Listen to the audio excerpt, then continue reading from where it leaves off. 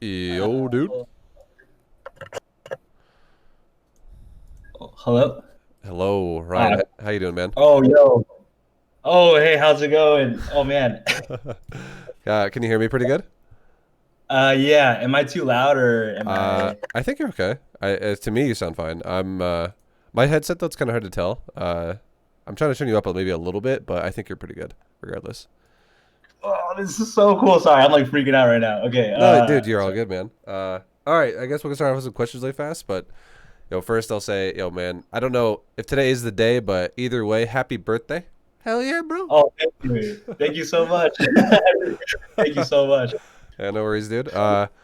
So I guess go ahead and tell me what race you play, and then what league you're in as well, and we'll start there.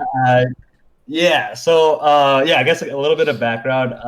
I'm really bad at StarCraft, but like, I'm a Zerg player.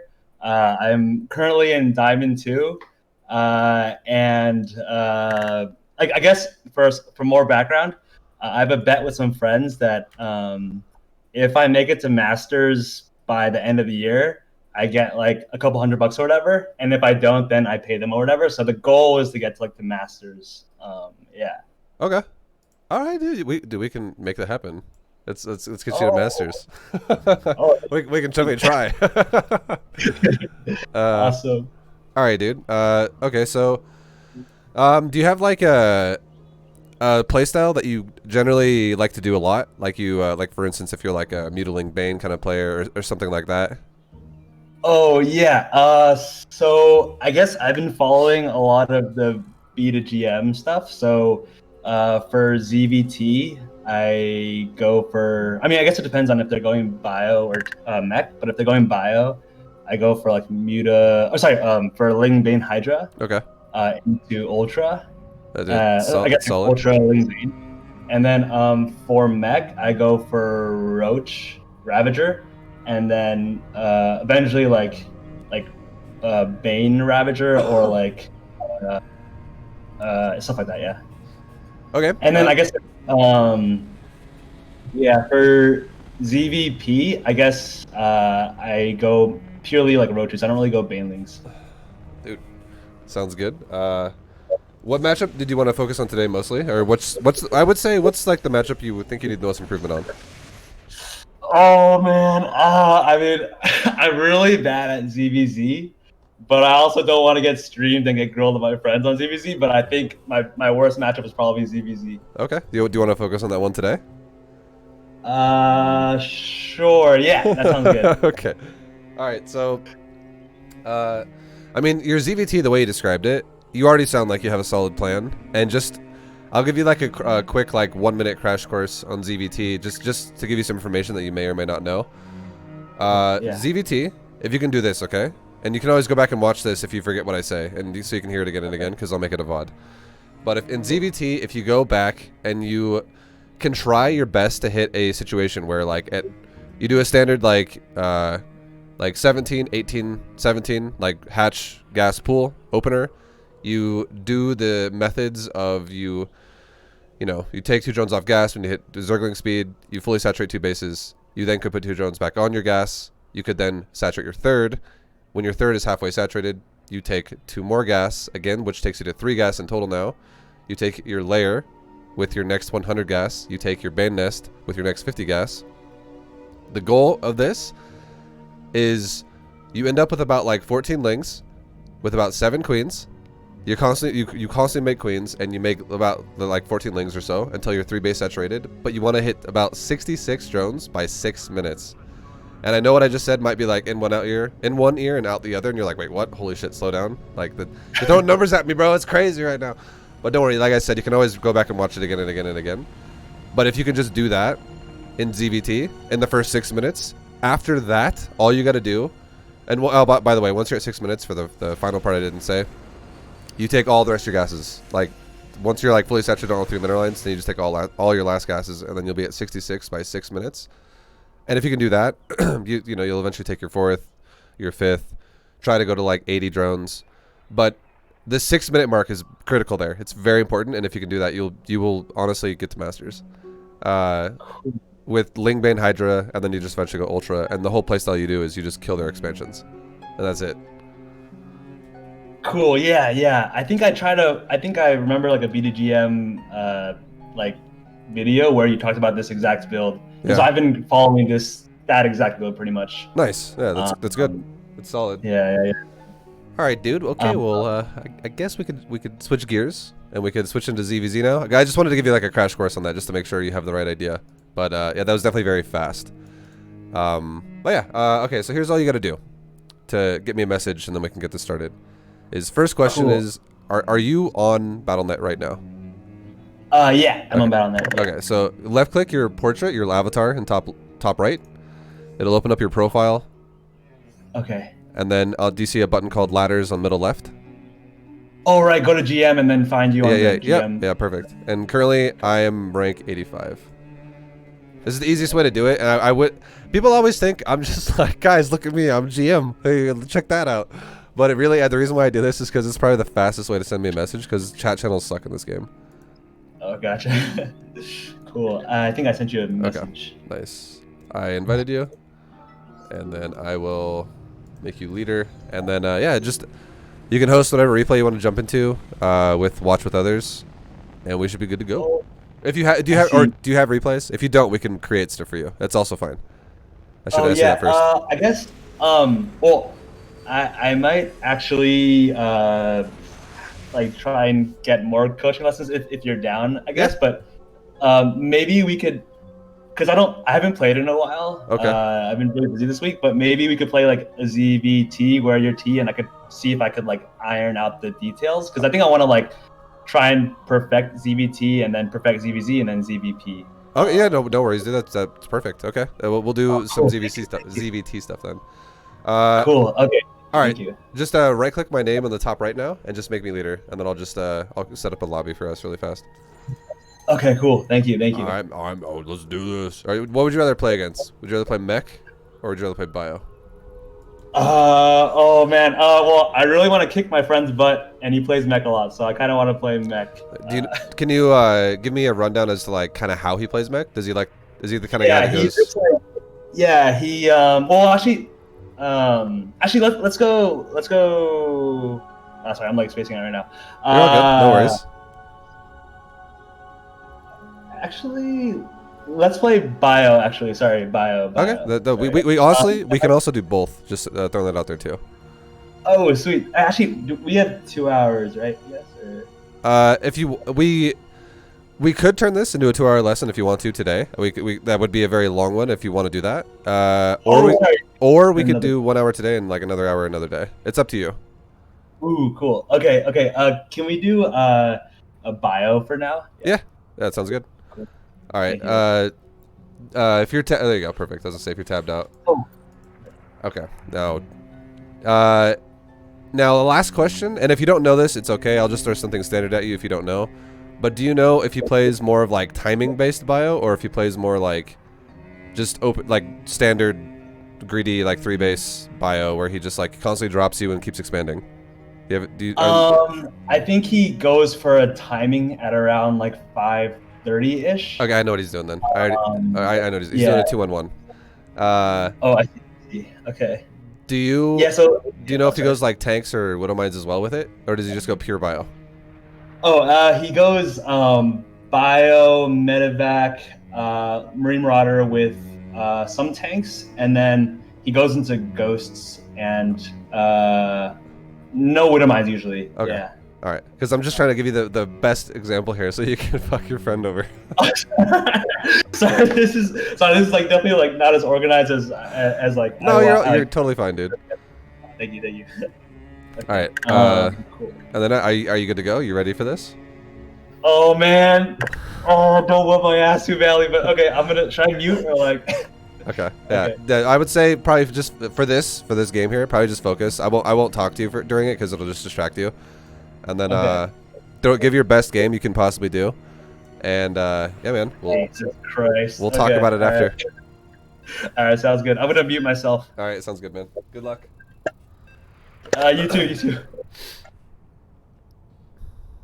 All right, I'll mute myself too, so he doesn't hear me talking, because I don't want to distract him. But yeah, fuck yeah, boys. We're gonna go. I'm gonna go 2-1-1 into just Marine Marauder tank with Ghost follow up if the game doesn't end because he's gonna go Ultra. Boys, and we're gonna talk about his. We're gonna perfect his build. We'll see what's going on, man. We'll see what's going on after the game. But yeah, what I'm gonna do to him is I'm gonna pressure him with 2-1-1. I'll pressure him with 2-1-1. I'm not gonna go too crazy on like, you know, trying to kill him at 2-1-1 because I want to give him more. I want to see what he does more throughout the game. So I'm gonna maybe drop him only once in his base, and maybe like kill a couple things, like maybe kill a queen and kill a couple drones. But I'm gonna probably leave his base. I'm not gonna really push his base hard. I'm gonna instead what I'm gonna do is I'm gonna see how good he is at controlling his creep. And I'm gonna fuck over his creep, you know, a bit more and see if he can retain that. We'll talk about that because that is something that's very important in ZvT. That's a skill you need to have. And then, yeah, we'll see what his build order looks like to see what his, you know, if he's making his life harder than it has to be. I'm imagining the answer is yes to that.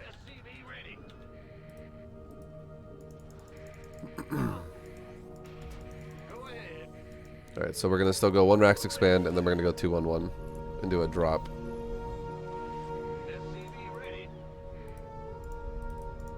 Make a Reaper, make a command center. Make an orbital.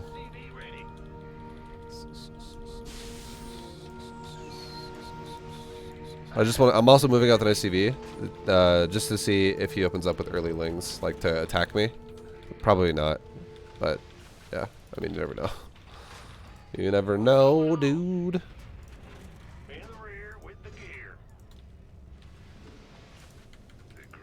Just want to see if he expanded. If the answer is yeah, he did. Okay, cool. Then we can go home now.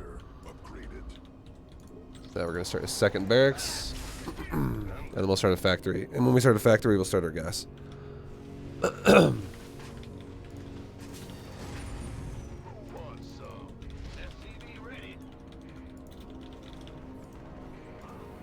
now let's start our factory, and let's start a gas.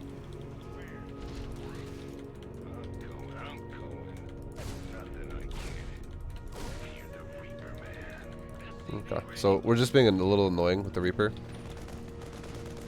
Oh, the Overlord might die. Oh, it died. That's rough. That Overlord was like a second from not dying.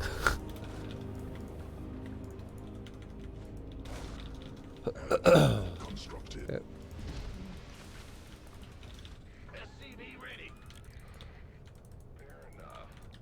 Just keep annoying him. Okay, kill that creep tumor. Oh, okay, no, I'm just kidding. Yeah, so that was good by his lings. I actually wanted to use that as a point to talk about him later, but he actually did what he should do, which is he actually pushed me back. And then he actually just killed the Reaper with speed. That was well done with his lings. He did a good job with his lings.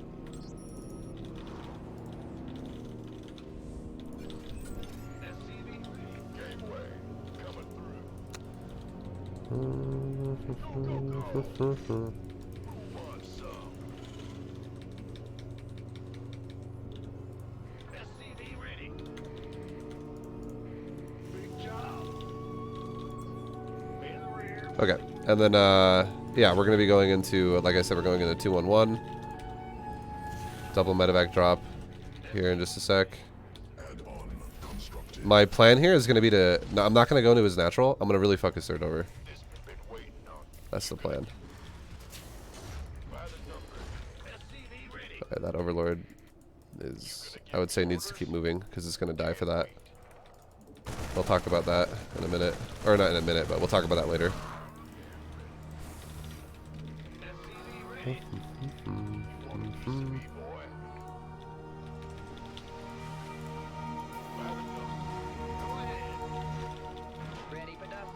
Okay, 3 more Marines will pop out and then we'll go.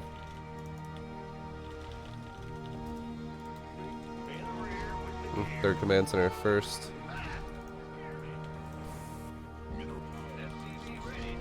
Okay, those Marines just popped out. Load up, load up. Go to his base. Now the wall's also sealed, so we won't get run by it and die. Stuff like that.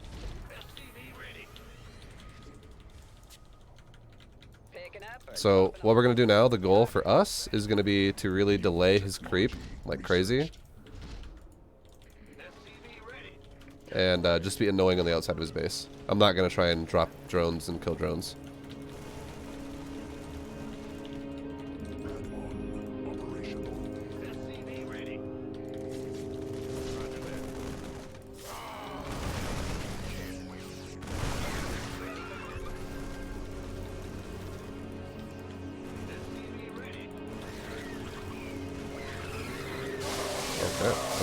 Okay, well. That was good by him. Good job. Goddamn, I'm pushing a GM player. Just kidding. That was actually pretty bad by me. Holy fuck. I need to get my own fucking Terran coaching lesson. I can't believe I lost all my Marines. It's okay. We still kill this creep, which is the whole goal I have right here. That was pretty funny. Okay. Well, yeah, I mean, he's, like, give him credit just because of the fact that he's, you know, he's able to actually maintain a defense on himself. A lot of people to that, I'm not even kidding, dude, a lot of people die to that. If he didn't make Banes there and he just had a couple Lings and, like, one Queen, I could have killed him there. But, I mean, he had Banes and he actually got a good connection, so it worked out for him. So, props. I mean, he's not, like, totally missing the beat here.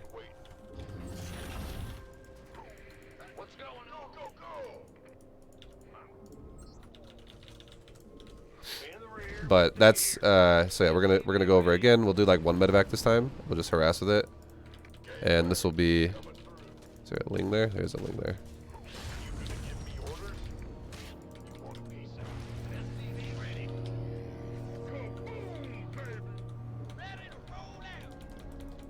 Okay. So again, all our plan is right now. Our whole goal is to kill creep. That's the whole plan because it makes every push easier in the future.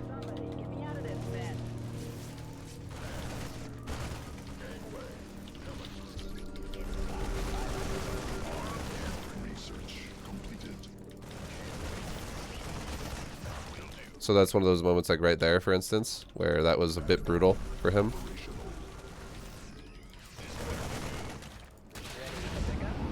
Because if he doesn't replace that, that's going to make my life 1,000 times easier as Terran. And Terrans take advantage of Zergs who, you know, don't replace creep very fast.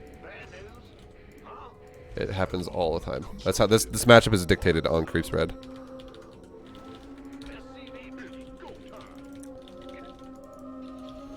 So yeah, we'll see. We'll see how it goes for him, how he recovers.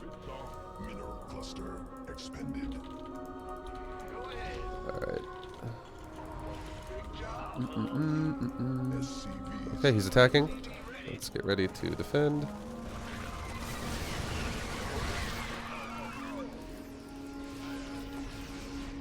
Chill out with that command center for a second.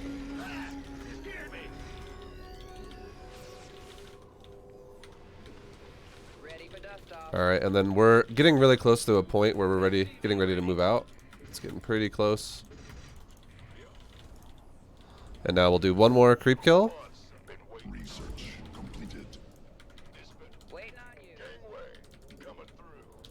Well, we're going to hit his bottom area of the map right now. And while we do this, we're going to try and take this base again. And we're going to expand behind this like a couple more times. Like, you know, we're gonna keep him on defense while we expand, and now we're gonna kill creep again, and this is gonna increase the power of my push. And let's unsiege my tanks. Start moving my army out right now, and start killing creep. And this is where we're gonna push.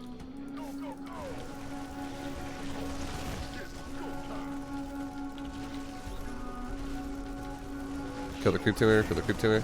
Okay, he actually pushed back. Now. Rotate my medevac around a little bit in a second when we can. Okay, kill that overlord. Nice overlord placement. You know what, just grab the army. It's okay. I'm not going to actually do multi here.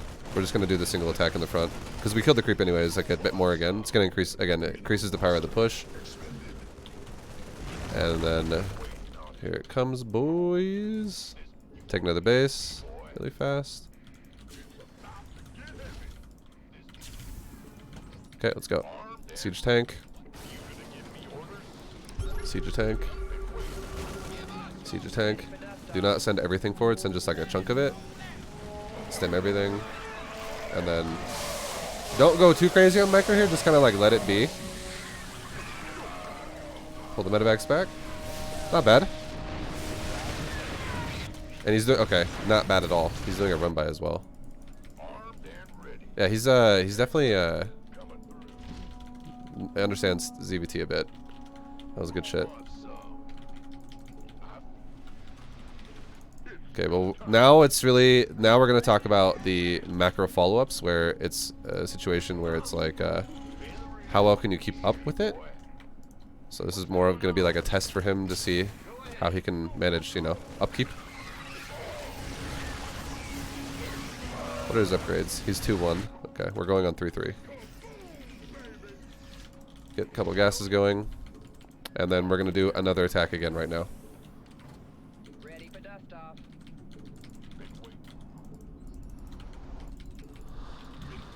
And once again, we'll kill creep, take another base. Just keep it, like, this is all it is. Just keep expanding. Zerg needs to keep pushing creep, and Terran needs to keep killing creep. And it's literally both players just keep expanding. I like that he's re-pushing creep again. That is very important.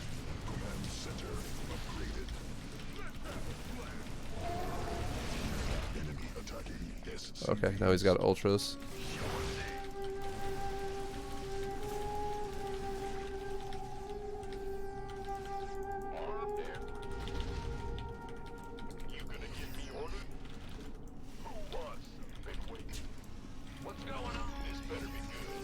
Okay, and now we're gonna rotate workers around. We're gonna push him again. And we're just gonna push this creep.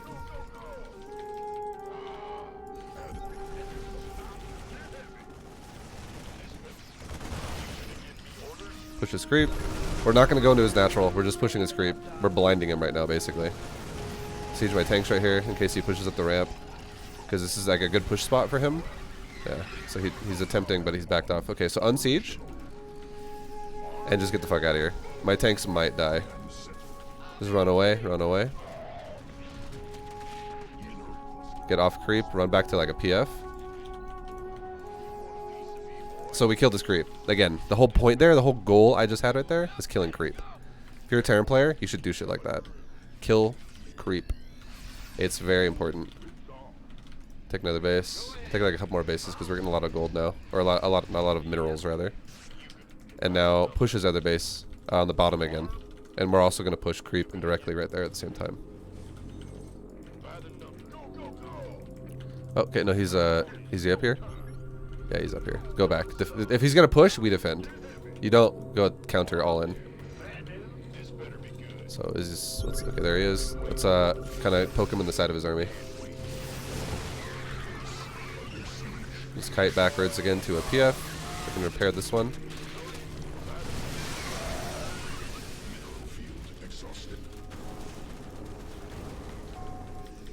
Okay, we just fucked over his attack right there. See, stem one more time and try to pick up whatever we can right here. Okay, and now go to the right. We'll push. Now what our goal is we're going to kill new expansions, and we're going to go kill his base on the right side. His expansion on the right side and his creep on the right side. That's the goal right now.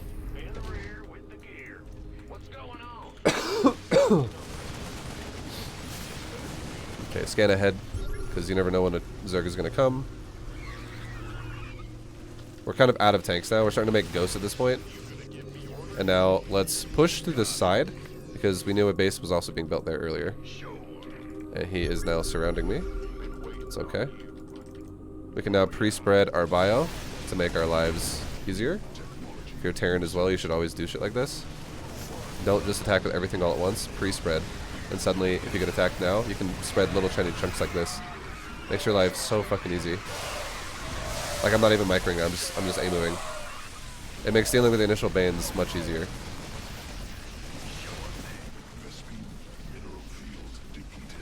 Okay, and then we just keep going forward. Push the creep.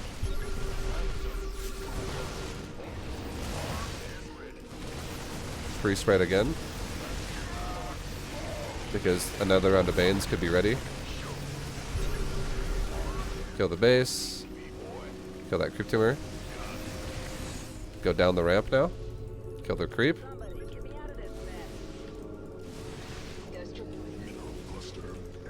Kill the creep, kill the creep, kill the creep again.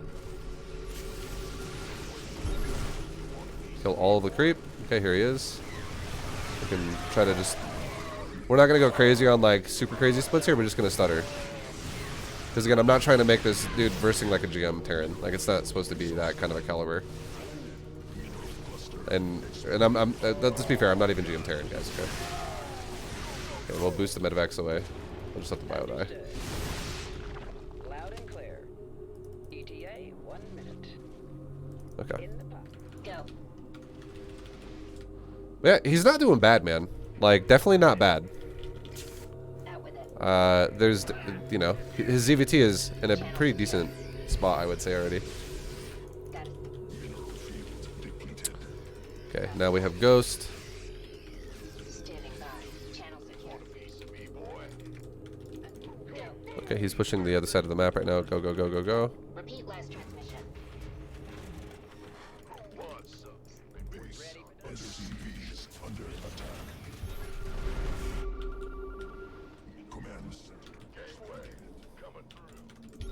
Repeat last transmission. I would say that's kind of stuff he's got to be careful about, though. I've done that to him twice now. Which is, it's rough. Because you get fucked over with Zerg like that. Okay.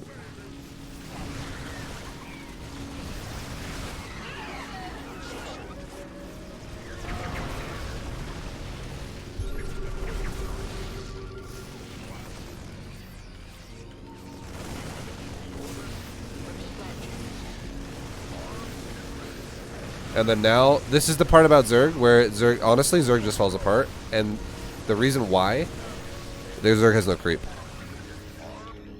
The Zerg has very, like, he's trying. I'm glad he's trying. We'll see how many queens he makes in the opener of the game.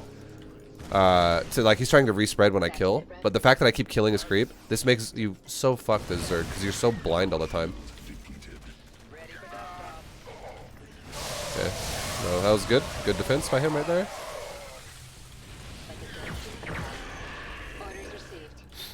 We have a new army again, though. Base under siege.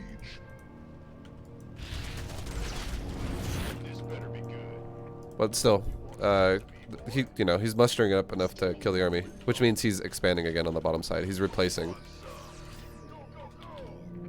He's definitely doing a good job. Like, this is not what I expected. I thought he was going to die a little easier. So I honestly think there's a lot of potential for, like, his ZvT is probably his best matchup, or it's a better matchup than D2. Mineral field exhausted. Repeat last. This better be. Channel secure. Okay, and we'll push him again. Now, you just literally, it's like the opposite. We're pushing him again now on the bottom side. Out with it. Gotta sit right. He do okay. Yeah, his creep that's impressive. Standing by. I like that he's replacing it. He recovered this creep really fast.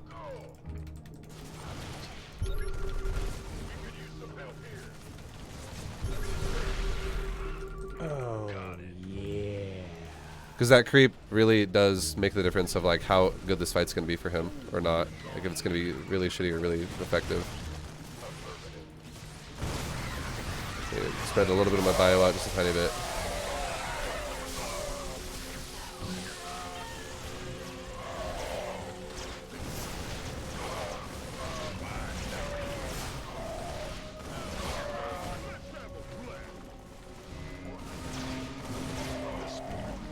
Those engagements go really well for him too, because he actually has really good creep spread. Like in that part of the map, that was great creep, and the creep is, again, it dictates how good or bad your fights are gonna go, like hardcore. So good shit. That was good.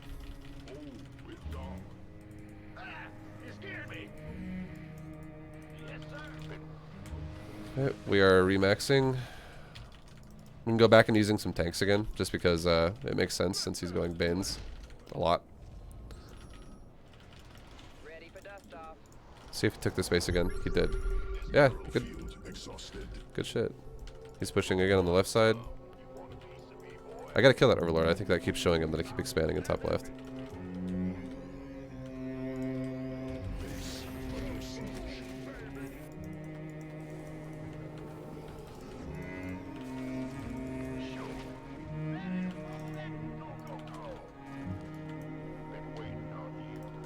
Mineral field depleted.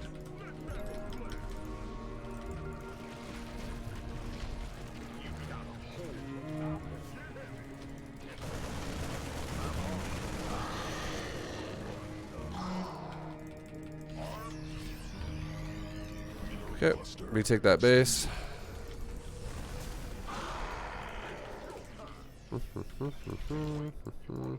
Go kill that Overlord. That Overlord has literally revealed what I'm doing like 5 times. Go kill that Overlord and we'll push him again afterwards. Mineral field depleted.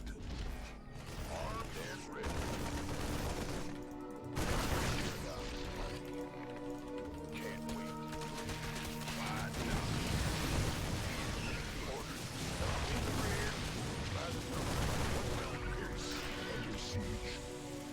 Nice. That was a good run by.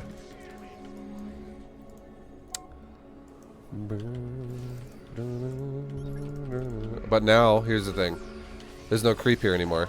So, this fight, if I just stutter backwards like this, I just poke in, poke out, poke in, poke out, poke in, poke out. I'm gonna kill this base, and I'm never gonna really lose my army.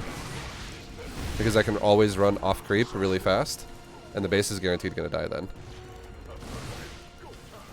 That's why creep is so fucking important in this matchup. It's critical. Now we're going to the other side again. The longer the game goes, the more we can keep denying creep, the more fucked he's gonna be, just because if the creep hasn't been replaced again. But he is. This is really good. It's so important. And okay, we gotta back up, back up, back up, back up. My pathing is really weird on my units right now. They're on like the opposite sides. Get more medevacs. Medevacs are working overtime right now, healing all these stims. Too many drugs.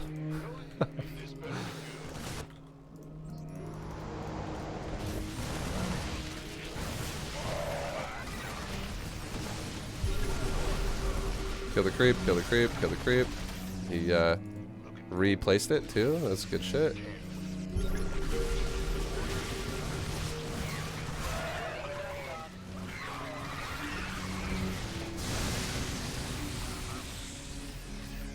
Okay, more medevacs have just been made. Again, we'll heal our army up. Transfer SCVs down to here.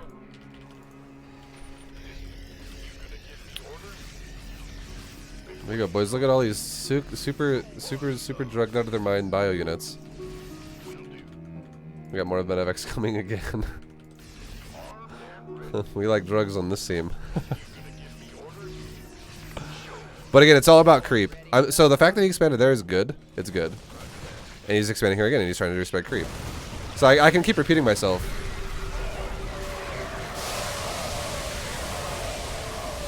Okay. We'll back off. Keep replacing. Mineral field exhausted.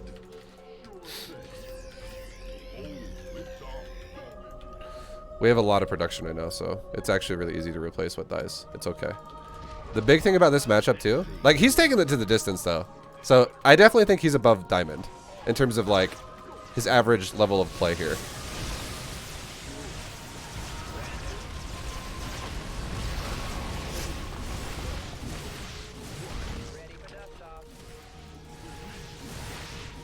Like he's definitely doing a good job. But we have a lot of money.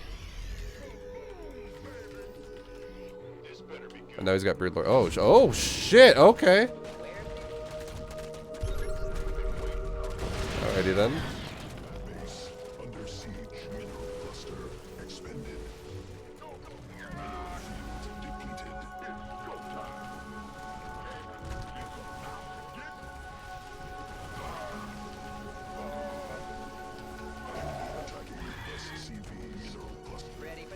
Alrighty then.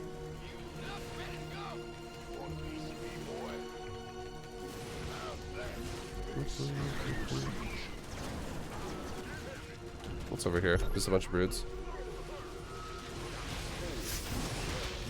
Okay, the one thing I will say though is they are defenseless broods, which is pretty scary. We'll kill this base with a couple marauder. Oops.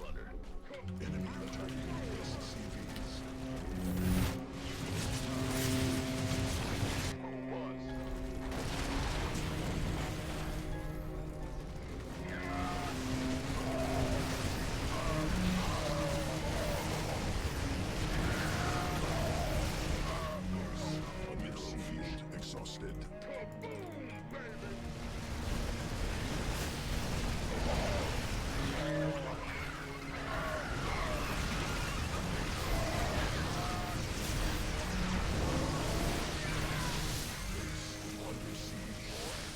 I'm kiting backwards. Base under siege. In the rear with the gear.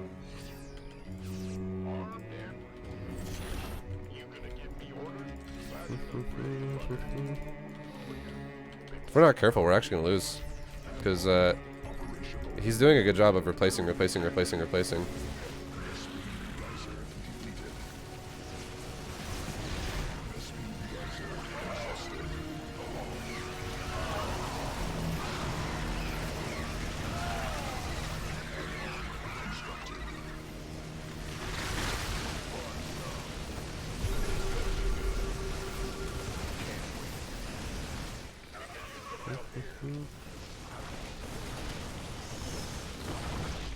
Okay, now we gotta drop some mules and shit. Make some money. Our money is really, really bad right now. But I have like 1,000 orbital commands, so we can recover faster.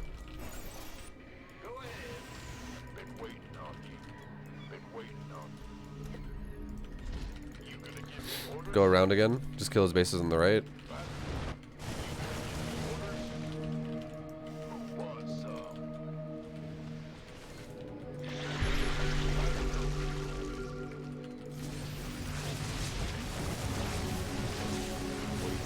Okay. Never take fights on creep.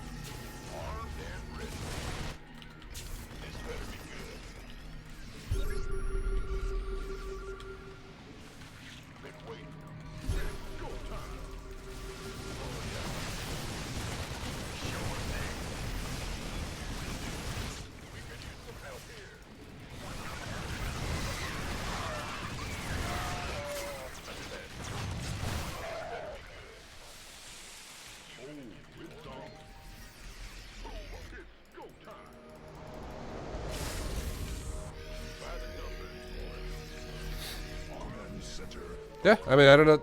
Dude, if he needs coaching in ZvT right now, his ZvT is definitely not his worst matchup.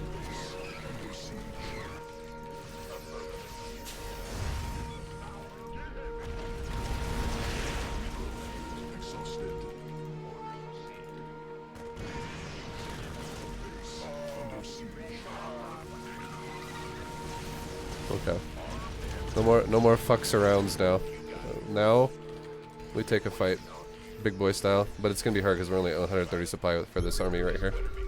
We'll see what happens.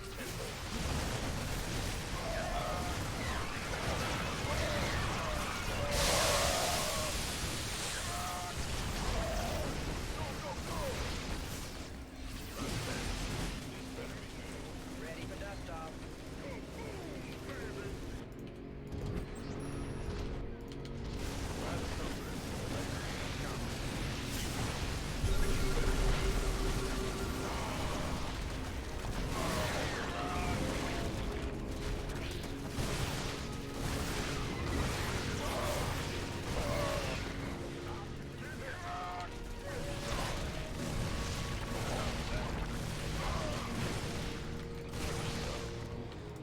I'm actually out of money, dude.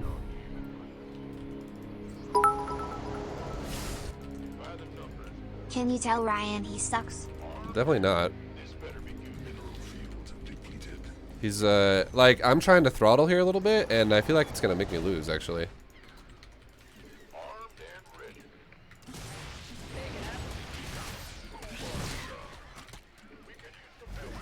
Under siege.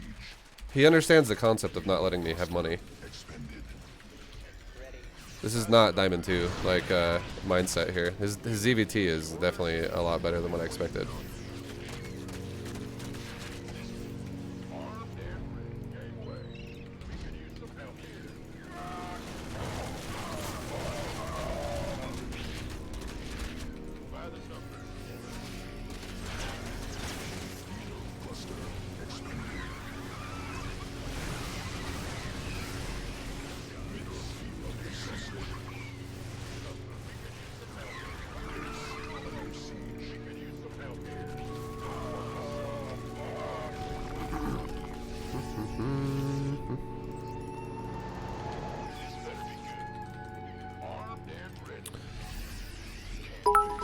Under siege. Does he have your upgrades? By the numbers, boys. I'm on it.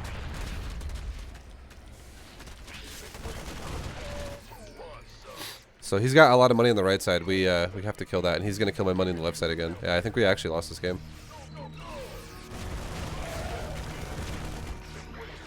He's got to max that army again, and I don't. I'm gonna die. No, he did a really good job. So I mean, I'll still coach him on ZvT, but I don't really think he needs it if he's Diamond 2. This is definitely above Diamond 2 level what he's doing right now.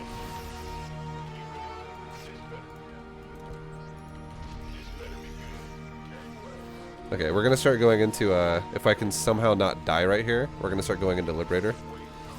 And just Liberator Bio, and we're just gonna play like the starvation game. The fact that he's already taken me to 30 minutes though, and he's probably gonna kill me, is already impressive as fuck though. In terms of like, if he needs help in this matchup.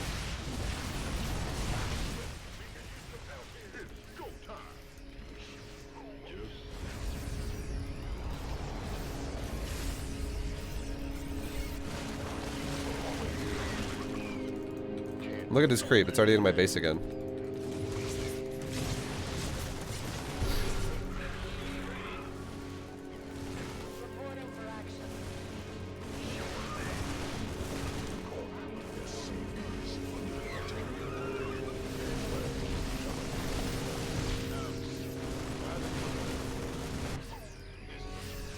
Base under siege. Enemy attacking SC.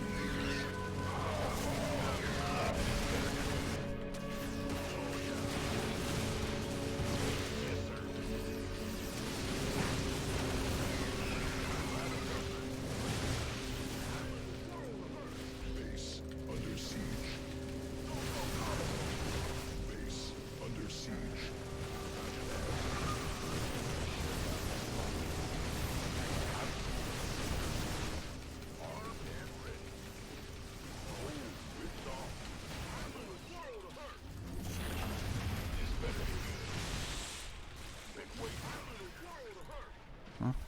We gotta be careful. That command center is gonna probably die. I can't really save it.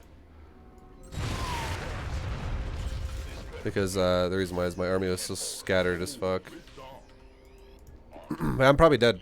He has way more money than I do. He has a lot more money than I do. Need something liberated?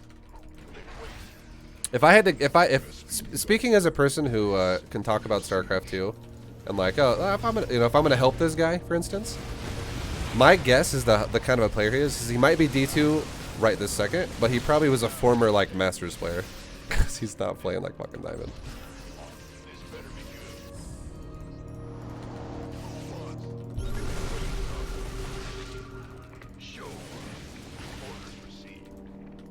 And now he's attacking me again up here. Yeah. He doesn't fixate. Incoming orders.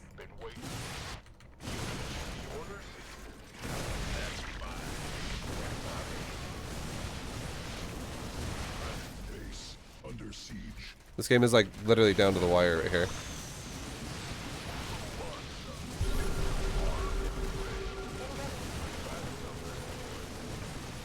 He's coming for me right now. I need to back the fuck up. Orders received.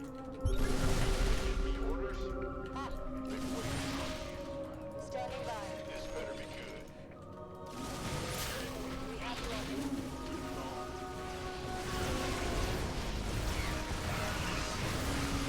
I think we might have just lost the game right there.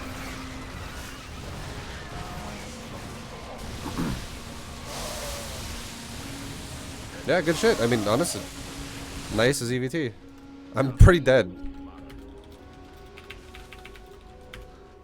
Alright, what does he have right now? So the game actually... Oh my god! Oh, sorry. Hello? Yo, I have to ask you a question. Oh my god. Oh, sorry. Okay, but can I say something? Sure, That go. was probably one of the top 5 moments of my life. Holy shit. Dude, good shit, man. Well done. I mean, obviously, I know you're playing down at my level and stuff, but just playing against you. I honestly don't think I'm playing at a D2 level. I think I was playing at a Diamond 2 level, and I don't think you were. If I had to guess, Really? your Terran, your ZvT is like Masters, dude. Oh no way! Seriously, that's so cool. Yeah, like Oh. you were doing so. Here's what I was gonna do to you. This is Yeah. what was this is what my plan was. I was going to fuck you over like little by little by little with like your creep. Yeah. I was like, Yeah. ZvT is all about your creep, and if I keep fucking your creep over, I'm probably just gonna kill you. And Yeah, you were killing my creep. Oh my god. yeah, and dude, your creep strat is fucking amazing. Oh really? I thought you were crushing it. I was like, oh my god, I can't. I need to spread creep, but every time I spread creep, you'll just like scan it and kill it. And I was like, oh my god, I'm dying. No, you played what, dude? If honestly, if I had to guess what you are, like I'm gonna. How you win? Hack Yo, thank you for the Arlong. bits, Undale. Thank you, man. If I had to guess what your MMR was in this game, okay? If I didn't know you at all, I would say, you're most likely like 4.9 to 5K, like right around 5K, like maybe even like 5.1. Is that a? That's like Masters 1. Oh really? Oh shoot! Sorry. Yeah, but dude, your ZvT's fucking on point, man. Like for Oh, the concept of like what you were doing, because the whole time too, you did the right thing, which was you didn't dive my production until like the fact that you did dive my production one time, it made sense then too, because I was broke then, like I was starving at that point.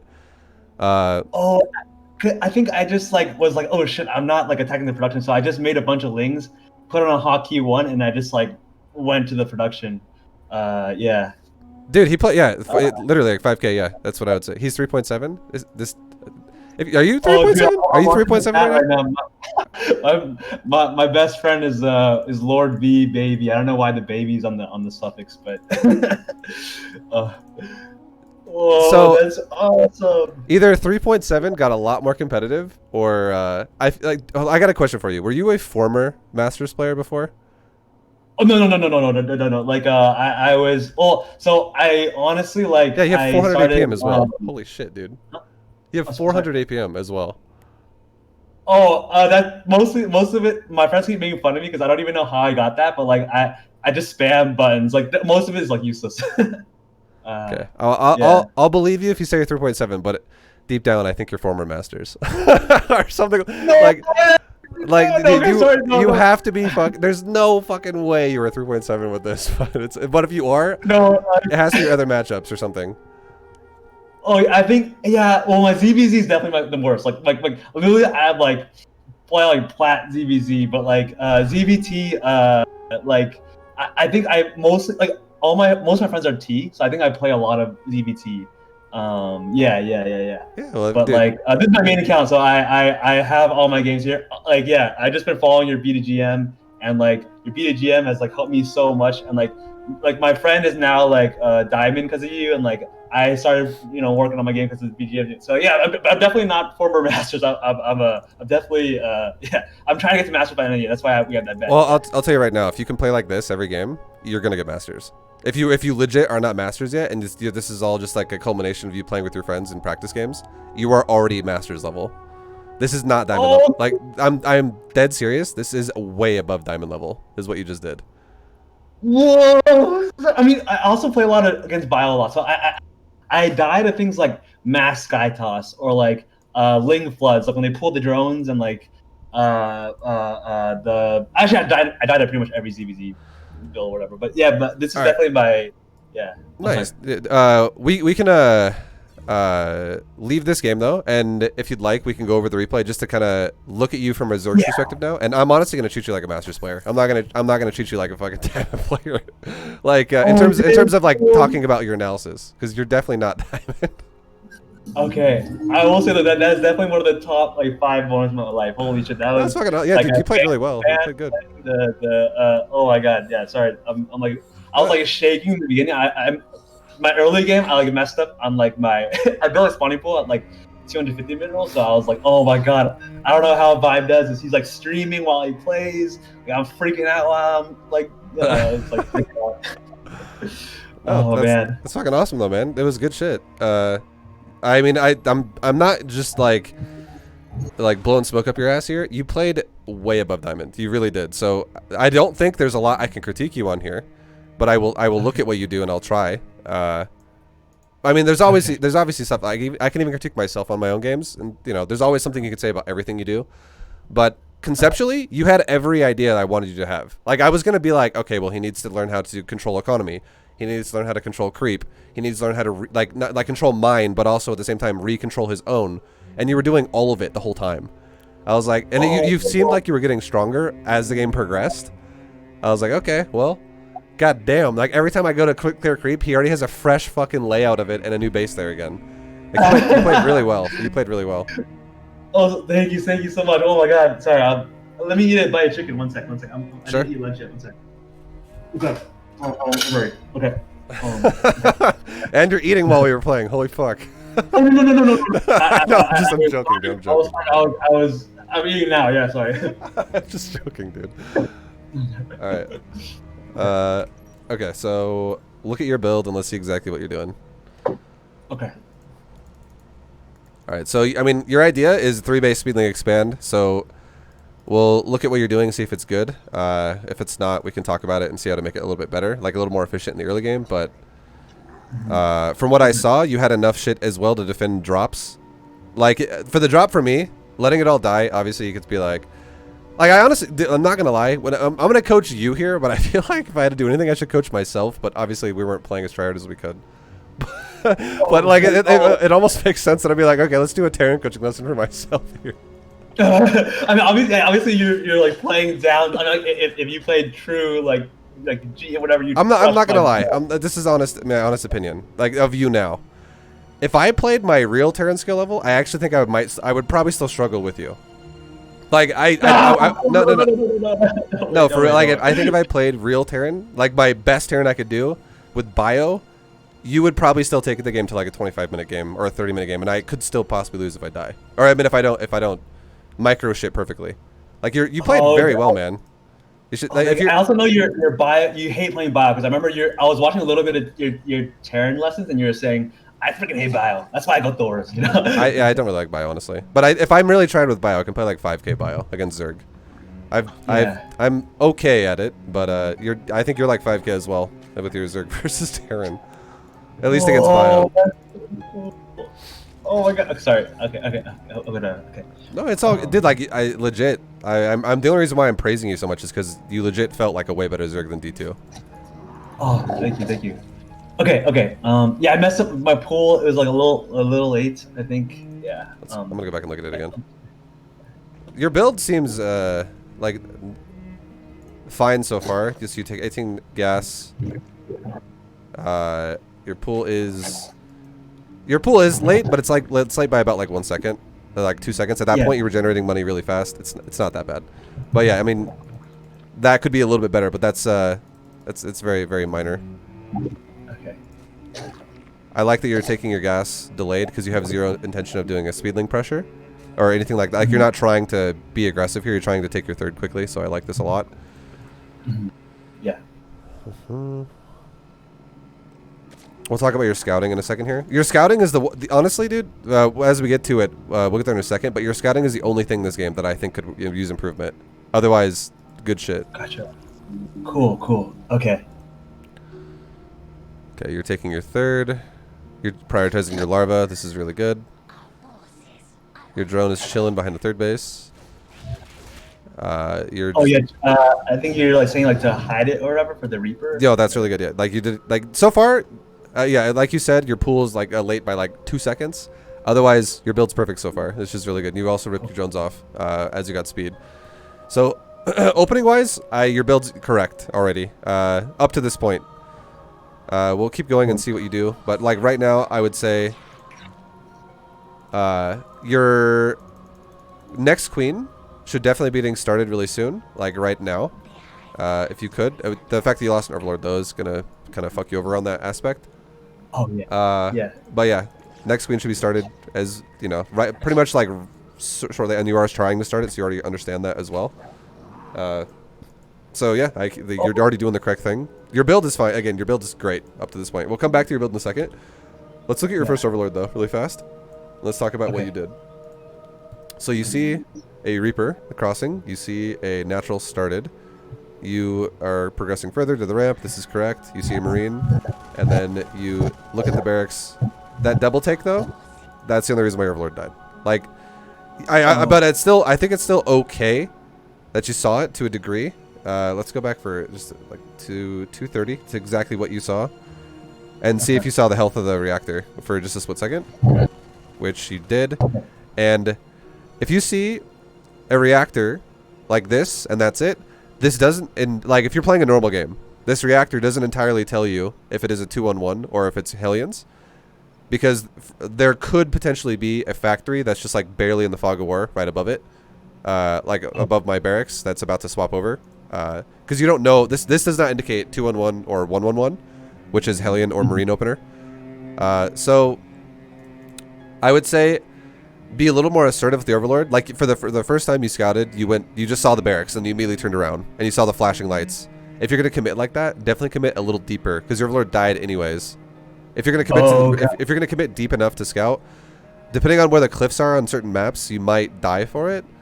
But if you're gonna commit, definitely commit to the points where you see a little bit above the barracks, so you can clearly see the reactor and you might be able to see if there's a factory there or not. If there's no factory, that doesn't guarantee what I'm doing, but odds are higher now that I'm not going 1-1-1. Oh, gotcha. So sorry. So if I see a factory, can you read that last point? Like, the point is, if you see a factory that is paced at the same time as a reactor, then it's going to be a Hellion opener. It's going to be a reactor Hellions. And if you see a barracks with a reactor and then that's just it, there's no factory nearby at all, it's more likelihood that it's going to be Marines. Gotcha. And a lot of Terrans that go 2-on-1, they will actually stuff their second racks, which has a tech lab on it, deeper in the back of their base.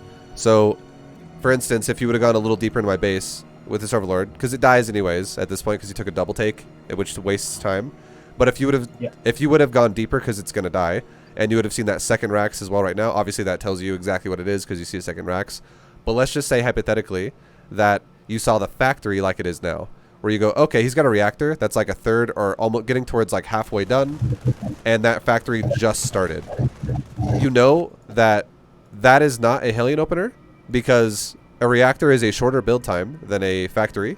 So the factory needs to be started, either at least at the same time as the reactor or a little bit before the reactor for it to be a Hellion looking build, which means the reactor and the factory are going to finish right around the same time. But if the reactor is going to finish like a full 20 seconds or so before the factory, then it's not Hellion. That would be incredibly inefficient for Hellions. So all you got to look at to pace it is look at the health bar of the reactor and the factory if they're together, and if you see that they're paced on par where like they're both going to finish at the same time, Hellions. If not, if there's a big discrepancy where a reactor is way faster, it's probably going to be 2-on-1. Gotcha. So sorry, question. If I don't see a factory, like, is it worth it to sack the Overlord, or should I just pull back and like wait for my 4-minute scout? I would say you don't need to. No, you don't need to sack the Overlord, because sacking the Overlord, like at this point now, you've already confirmed that I've expanded. Like that's the biggest one of all. If you didn't know, but here's the thing: if you didn't see an expansion and you saw the racks like that, then I'd be like, yeah, if you really want to, you can sack the Overlord, because you can really confirm if you're gonna have to deal with some bullshit or not. But because you saw the natural, I would say you don't need to sack it. Because you know that nothing is going to actually kill you right now. Like the simple concept of having 3 base Queen Ling is going to keep you safe for the time being, up to 4 minutes. And I like that you do the 4-minute scout too. We'll talk about that in a minute though, but I like that you attempt to do it. That's important. Sorry, one more question. If I have larva, and then, I think one point I get confused is like, if I have larva and I have like 30 supply, and I have like 150 mineral, I have 100 minerals. Should I save up for the queen, or should I just build drones? And like, if I like run out of larva, then build the queen, or do I prioritize the queen? I would say you should prioritize the larva first, especially if you have 3. Like, if you have, I'm not assuming you're saying 3 on one hatchery. You're probably saying 3 in total, so like 2 on one, 1 on the other. But definitely prioritize larva. And then if you spent it, and then like, let's say as you have now 100 minerals, as you just spent your larva, and now you had none a second ago, but now a new one pops out. You don't have to spend that larva again every single time, but just spend what you have, the existing larva you have right now, and then you can make a queen. Or you can always make every larva, and then make a queen. Gotcha. Okay. Gotcha. Sorry, holy shit. I'm good. But yeah, you definitely prioritize the existing larva, always existing you have, and then if new larva spawns as you're making a queen, then you can still make the queen. But definitely don't just let larva stack and then make a queen and then eventually spend your larva, because that's when you get larva caps, and larva caps are the whole point of what you want to avoid. Gotcha. Yeah.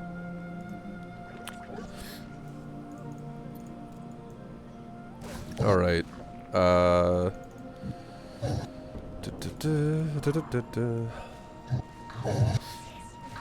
You're not doing too bad there. Are we gonna say something? Oh yes, I made a mistake here. I panicked and I made another creep tumor, but I think I should have spent my next energy on an inject. I think on the natural. It's honestly, it's okay. Either way, if you go double tumor or a single tumor inject on the natural, it's not that big of a deal because both are effective. The faster you can spend your creep, that's amazing for you. It makes your what's gonna die for you less likely to happen because you have more creep to fight with. It also increases the chances your opponent's gonna scan, so it's not that bad that to go for a creep tumor here as well. But if you go for an inject, that's also fine because the main goal you want to have here is to, at the very least, connect your third before it's done so that you can cover your third as you try to saturate it. It's not just going to be isolated. And then your queens are able to actually defend all the entrances of your base with Overlord spread. So that's really the goal you want to have. So yeah, like the fact that you do a tumor or an inject here is not a big deal. The one thing I will say you should do, though, that you're not doing, is your overlords, the 2 of them, really now about to be the 3 in front of your natural, because the third one's coming down from your main. Those should be, if you can see my pings, if you're on everyone's vision, this is where they should be. Right there, and right there. You should have overlords in front of your base with those 3, because you have 3 overlords just chilling. And if those were in front of your base, you could always have vision. If again, I know this is not Hellions. I know it's not, and you might do that normally because normally you play against Hellions, and I told you I was going to go bio. Maybe that is what's happening, but in general, you should always do it every game against Terran.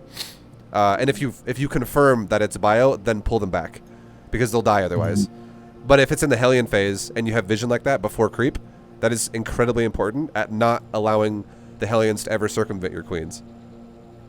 Gotcha. A question if. I guess with this positioning of the overlords, how would I detect the drops? Because I think I usually put one here. Oh, sorry, here. To I guess see the drops coming. Yeah. Well, that's gonna be your next overlords, because you're not gonna just stop at 5 overlords. Gotcha. You should have Gotcha. 2 at his base, and then you should have 3 in front of your base, and then every overlord after 5, so 6, 7, 8, 9, 10, whatever. Those fill in the gaps on the sides of your base, and then progressively go through the side of the map. Gotcha. Your overlord placement didn't seem bad either, because when I was dropping you, I saw overlords all over the sides of the map. So, and then you even had one above my 4th base, which you kept watching to see if I was transferring SCVs with. Yeah. Your overlord placement later on was good. I'm not gonna lie, your late game seemed solid as fuck, but your early game scouting was the only thing I was questioning throughout this game so far, or in total. Gotcha.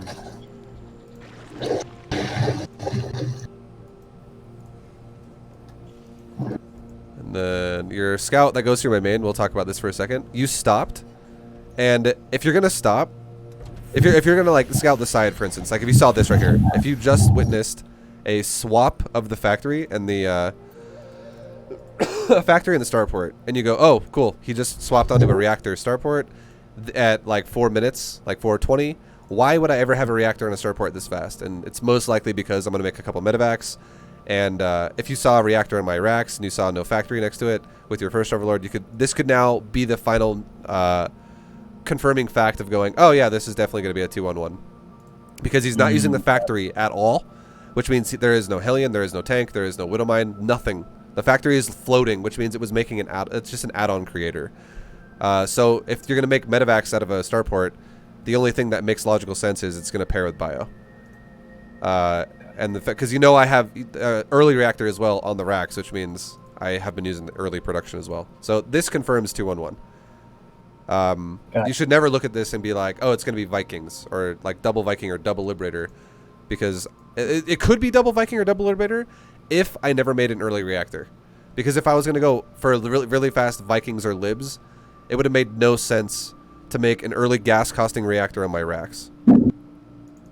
Gotcha. So yeah, this is kind of like, oh, you could leave right now and know what I'm doing, essentially, like with all the information you have had up to this point. But your overlord kind of chills here for a bit. It just chill. Like if it's gonna chill, it should definitely just back off, just because you know no need to lose the overlord. Oh, right. But it goes further in and it dies, and then you do see a second Rax, which is fine.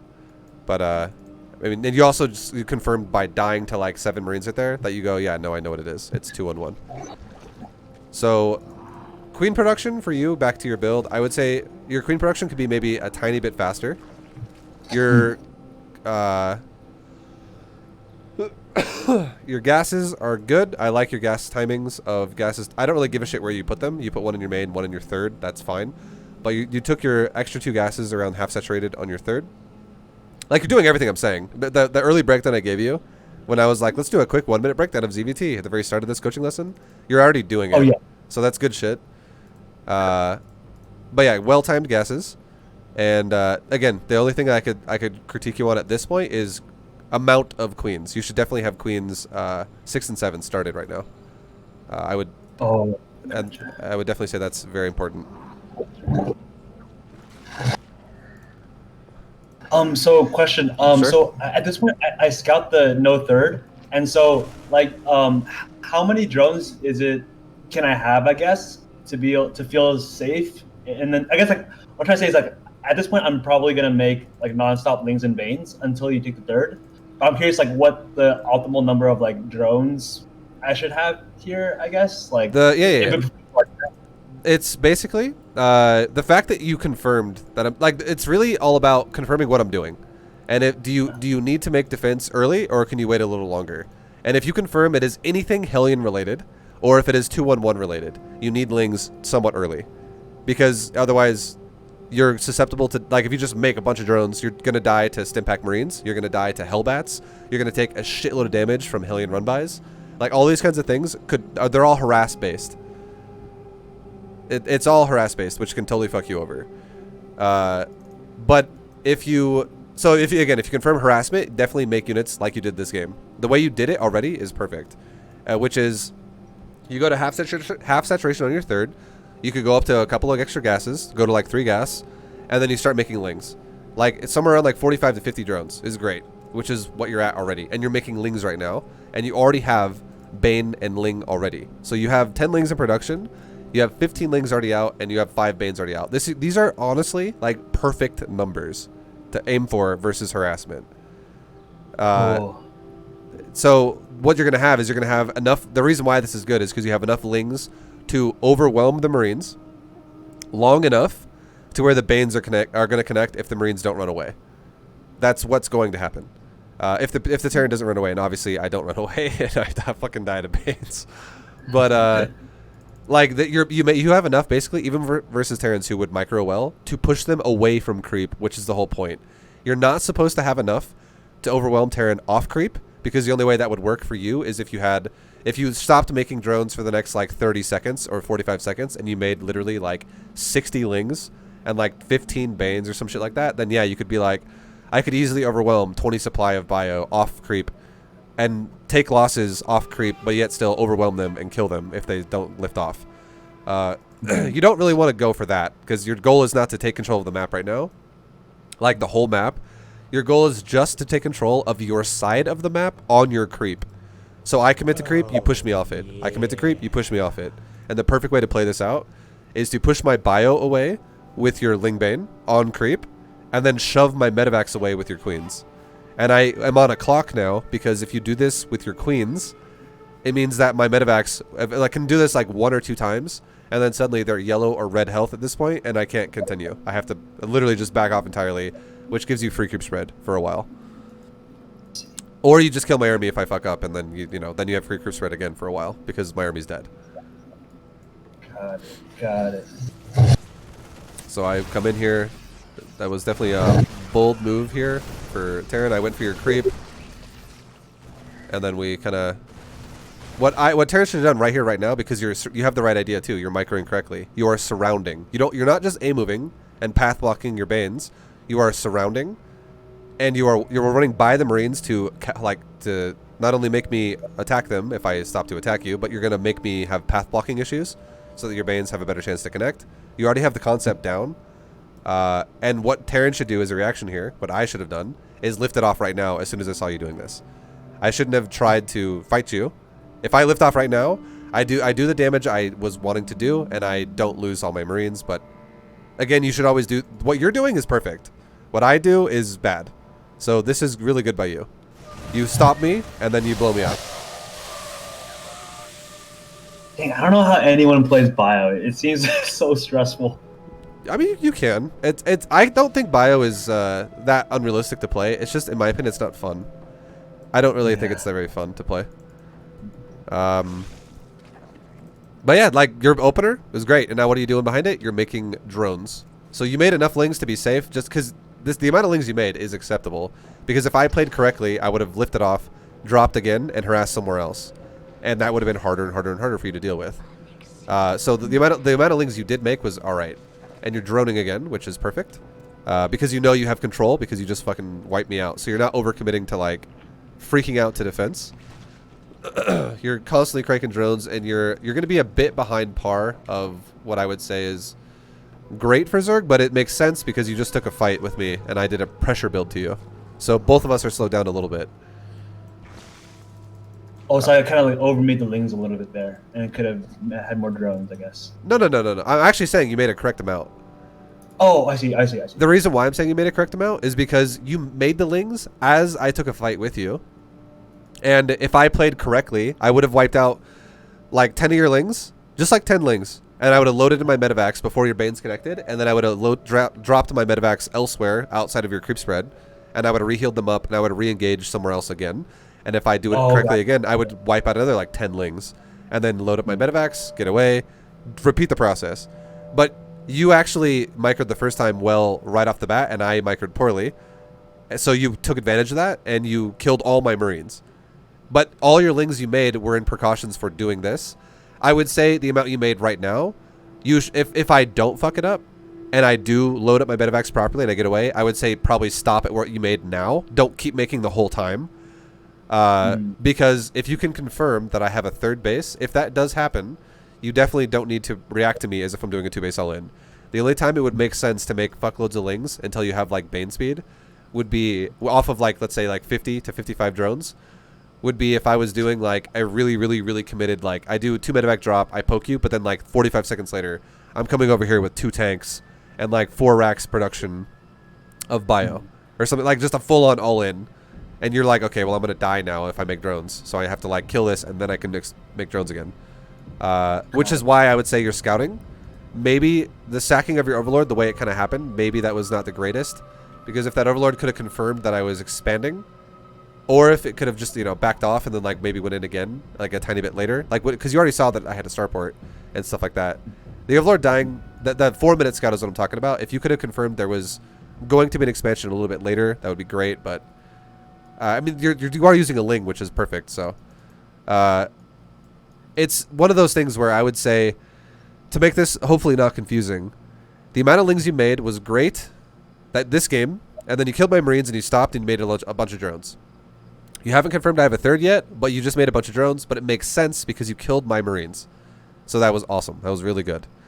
The only thing I would say that would be the part where I would say it would be a little questionable is if you made as many lings as you did, I didn't lose my Marines, and I kept harassing you, and now the amount of lings you have right now, instead of having 33, let's say you have like 17.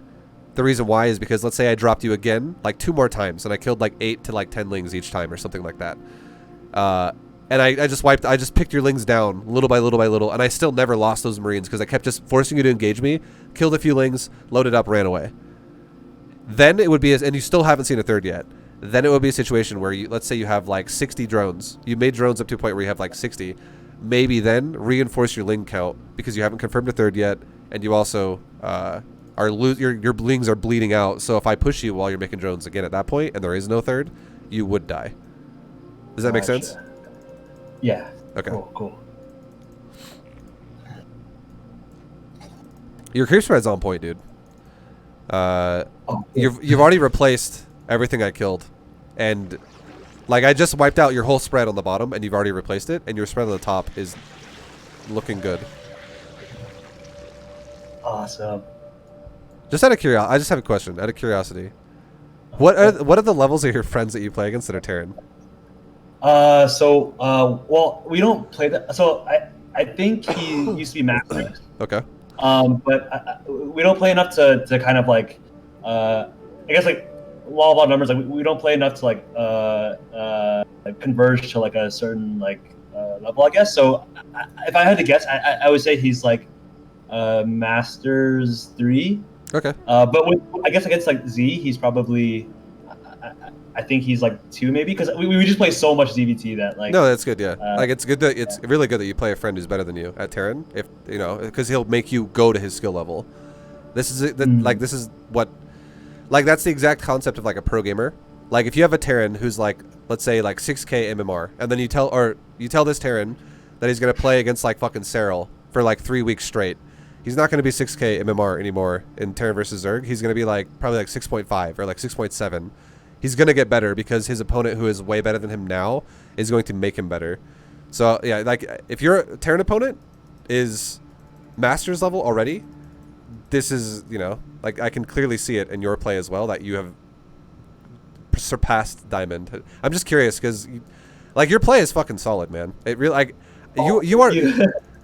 I'm not going to, like, I have coached Zergs who are, like, Masters 2, Masters 1, who have weaker ZvT than this. Oh, awesome!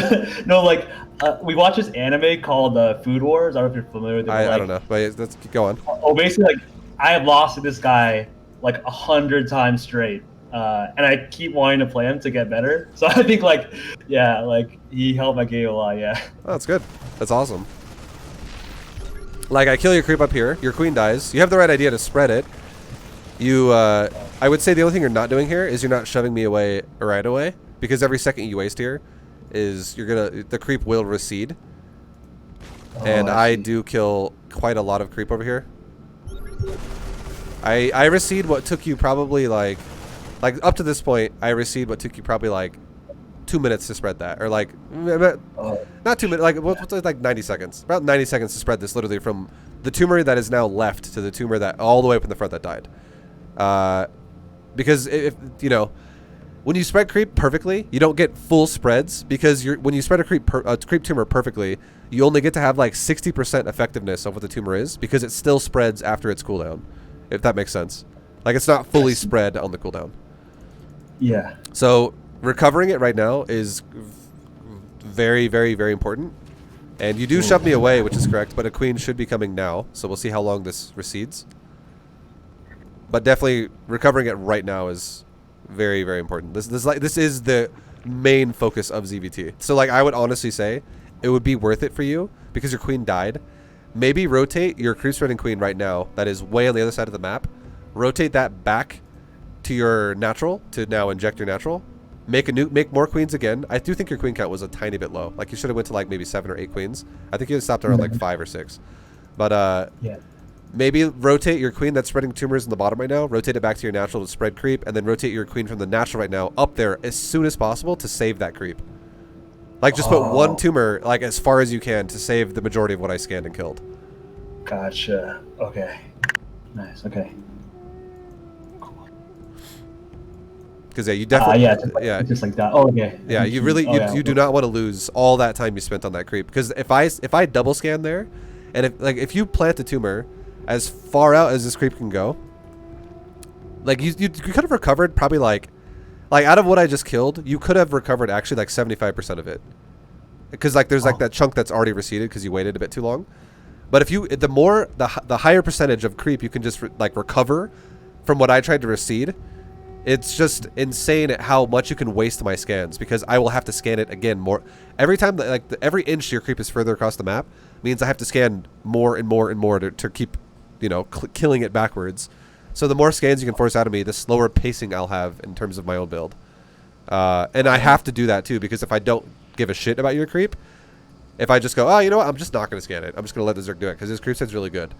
Then all that does for you is it creates more area on the map that you can take engagements with that are going to be amazing, because you have creep all the way up to, like, my expansions then, which means I have no recovery time. Because the concept of Zerg is you always want to take creep fights on creep, and then you immediately want to collapse Terran as soon as that happens, and you want to do it on a vulnerable spot. So, like, you take a creep fight where I either have to run away or I load up or I lose units or something like that, and you immediately after you take the fight, you go to my newest expansion.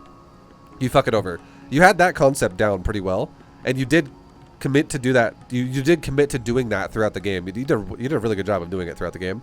But, like, right now, for instance, like, in the earliest harass stages of the game, you didn't really kill my bio there. I loaded up. I ran away. This fight for you should be non-committal, I would say. I don't mind that you're really moving out right now. It's not like a, oh god, this is a horrible decision. It's okay that you're attempting it, because you know I have a third. You know you pushed me away. But you should definitely not force a fight here. If I'm ready to defend, you do not want to take this fight, and you don't either. You kind of run in for a second, but then you back off as soon as you see I'm there to defend. This is one of those moments where you test me as Zerg and you go, can I kill SCVs right now? And right now it looks like maybe. There's one medevac with like 5 Marines there, but as you go deeper, you get shot by tanks, you see more bio, you definitely should turn around, and you do. This is a horrible fight for you if you take it. What you just did right there, where you lost like 10 lings, that is totally fine. That is not bad, because if I was, however, out of position, let's say my army was at the Zanaga Tower, and I was getting ready to attack you, and then I was like, oh shit, a run by, you could have wiped out my whole middle line, and that would literally decide the game. The game would be over for me if I was not there to defend that. So that was not bad. The intelligent one, like the intelligence of how you initiated that and then backed off was perfect. That was a great moment to like test me, because you knew that I had just previously lost units from the first drop, and my second drop also got pushed back by you because I killed your creep and then I ran away. So then you immediately went across the map to just test me, and I was there, so you confirmed that, okay, yeah, no, he's gonna be okay. So you don't overcommit, but at the same time, if I wasn't ready, you would have just won the game. That was good. It was logically, it all made sense. Sorry, question. So I don't really play Terran, but like, how much energy on the orbitals do you save for scans versus like mules? So if you're dropping mules, ideally, you're probably gonna want to be dropping mules like constantly. Like you're gonna, if you know you're not going to be scanning creep right now and killing creep continuously, you probably want to drop the majority of your energy on your mineral lines to speed up your build. So the fact that I have 200 on my main command right now, and the fact that I have 100 on my natural, is a bit high. That definitely should be mules right now. That's not great play from Terran here. Gotcha. For you, what you should expect, if the Terran's going to go into this creep killing phase, he's probably just going to stop killing or stop dropping mules for maybe like 30 seconds to a minute, and that's going to already give him like 3 to 6 scans to work with, depending on how much energy he has. Like, if he just dropped mules, let's not say it immediately means he's at 0. What if he drops a mule at like 77 and now he's at 27? So like 30 seconds to a minute is realistically going to be guaranteed 1 scan per command center, but maybe 2 if he was on the higher end, like in the 40 plus range after he dropped a mule previously, because the scan and a mule are both 50. So yeah, like the Terran should be dropping mules a little bit more regularly than I am this game. But yeah, it's just knowing that you force a mule, like you shouldn't really worry about my energy of my command centers only because of the fact that I should be like it should just be a given that I'm using it properly, because if I'm not, then I'm playing inefficient, which is whatever. Then it'll just show in my game after that. Like, you'll crush fights over and over and over if I'm playing inefficient. That's just how it'll work. But what you should know and what you should pay attention to is how many times I scan you. If you force out only 2 scans and that's it, and your creep is not in my face, well, that's not great by you. That's poor play by the Zerg. If you force out 10 scans from me and my creep is not at your base, well, that's good for you, because the reason why that your creep is not at my base is because you've made me scan so many fucking times, and you've really ruined my mule economy for this reason, which is amazing, because energy for a queen costs you nothing. It doesn't cost you money, because your queen is there for the purpose of defending you early on. That's it has purpose early, other than just only creep spread, but it becomes creep spread later on, and you're just spending energy to waste my money, which is amazing. It's like you're just casting mana to kill minerals, which is super, super good. So the more scans you force out of me, the better. So that's the other incentive as to why creep spread's so good, and you definitely forced a lot of scans out of me this game. Gotcha. Okay. Your 4th base timing was very greedy, by the way, and it was very fucking good. I liked it a lot, because this made a lot of sense, because you killed my first drop. You went to 90 fucking drones super fast, and that's the core reason why you have a fat supply lead right now, which it makes a lot of sense, because if you ever kill a Terran's harass, if they open harass style and you kill it, this is amazing. Like, the way you drone this game, do that every time. That was very, very, very good. You went to that 90 drones is fucking insanely high. The only thing I would say you need to do better is take your 5th. Like, if you're going to go to this drone count, take your 5th base a lot faster. Your up to 4 bases was perfect, but your 5th was very slow, and the reason why that is because you're mining out your main. So now you're getting to this, oversaturated situation on a lot of your bases. Oh, right, yeah. So at this point, is it reasonable to just, double expand here? Where are you pinging? I can't see it. Oh, sorry.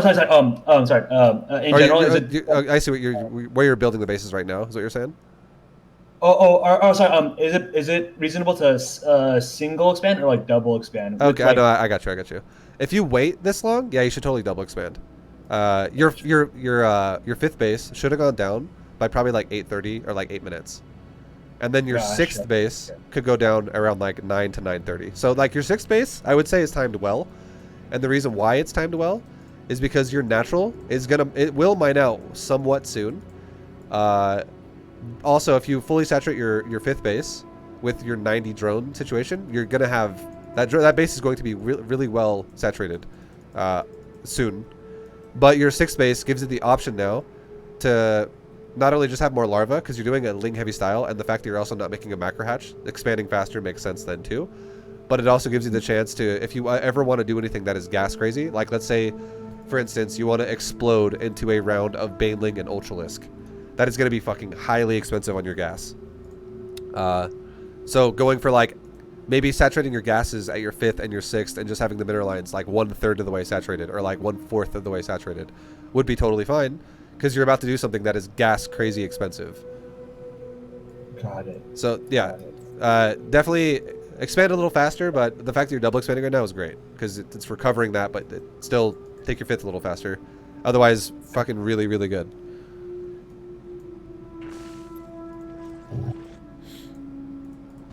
And then your Hydra count as well is in the 20 range, which is perfect. You should definitely aim for 20, and if you get anywhere in the range of 17 to 23, or 16 to 24, that's fine.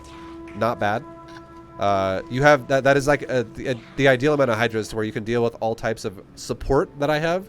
Your Hydras will decimate Liberators, they will destroy medevacs, they'll crush fucking tanks that are just kind of getting ran by your lings because you're trying to collapse on bio. This amount of Hydras is really good. So good job on stopping there. You didn't overdo it and you didn't underdo it. And then I just spammed it. Just no, it's really, yeah, that's good. What I do actually when I play is I actually have muscle memory for how fast larva gets spent. And I'm not every time I hit 20, it's 100% success rate, but I will say I could hit 20 probably 50% of the time, but I'll hit 18 to 22 100% of the time. So doing that for yourself, if you do that, if you're already doing that, That's really good. If you just fucking held down the key and you were like 20, good job, 21. That's really good. That's what you should be doing because it doesn't. StarCraft 2 is not about playing perfect. Like it's not like perfectionism. It's really just playing quick and not wasting time doing shit that's irrelevant. ViBE and others. Got it. Yo, Jurjam, I appreciate the 10, man. I'm in the middle of a coaching lesson though. I'll play that out in a little bit. That was a paragraph, but thank you very much, dude. Much love. Got it. Yeah. Well, I'll come back to it in a minute. But yeah, like so you are doing a you're doing a good amount of hydras. It's very solid the way you're setting it up. Gotcha. I never knew the exact number. I just used all my larva, I think, for the hydras until I couldn't build anymore. So yeah, I think 20. That's super helpful. Yeah.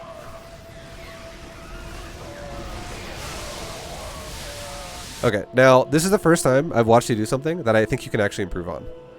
And I take that as a big compliment because it is. Like you're not Diamond, dude. You were so much better than Diamond in ZvT. Your run by fucking amazing. Run by was super good. You scouted it. You committed to it. This was great. You actually slow me down like crazy here. This is game ending type moves here. These are masters level moves you're already doing. These are very good. Good shit on the run by. It made a lot of sense right now because you didn't overcommit to it, but I am fully committed to attack right now, and you are fucking my 4th over, which is going to delay me hardcore. And if you crush this attack, it sets you up into a position where you could then launch a counterattack and kill me. And if you had actually spent your money to a point where you were maxed out, you could actually kill me right now. If you kill my army here, and then you also deny my 4th. Because I'll have such a slow pacing to keep up with you that I will just get ran over. At the very least, you could just contain me on 3 bases. And I would be fucked. But now, talking about the thing that I think you can improve on. When you take a fight with your hydras, I saw you stutter. What you should do in a fight like this, honestly, is before the fight starts, right here. We'll go back to right when you took the fight. There's 2 ways to do this in a better way, I would say. One is flank, one is pre-spread. So right now you have a choice. Here I am. I'm right next to your base. You should green box. If you're so now I'm going to tell you about flanking. Obviously it's not that complicated. Your army's already also really messy, which is perfect because it's going to be a little of everything on both sides. You could green box literally right down the middle. The right chunk, 50%, send it to the right side where the creep is not there, where he just killed it, or where I just killed it, and your 6th base just got killed. Send half of it over there. Send the other half to the left side of your hatchery that's still alive, which is your 4th base. And then you try to engage it to where both sides of your army are going to engage at the same time. You could literally just A-move it and call it a day. And it would micro itself perfectly for you, and you would crush it. And that would be great. Now that's obviously the flanking maneuver, which is a little bit more of a patient style of Zerg. You need to definitely be patient about it because this is heavily based on if you time it correctly when you engage at the same time on both sides. You don't want one side to engage and then 8 seconds later the other side engages. And then each side dies one by one. You need it to both go together. So your job is basically making sure you engage at the same time.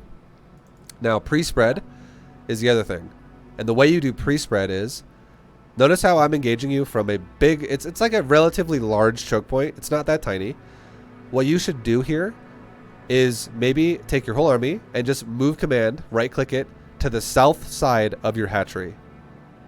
And what you do then is you green box half of your army again and stop it kind of where it is to a degree, like right now.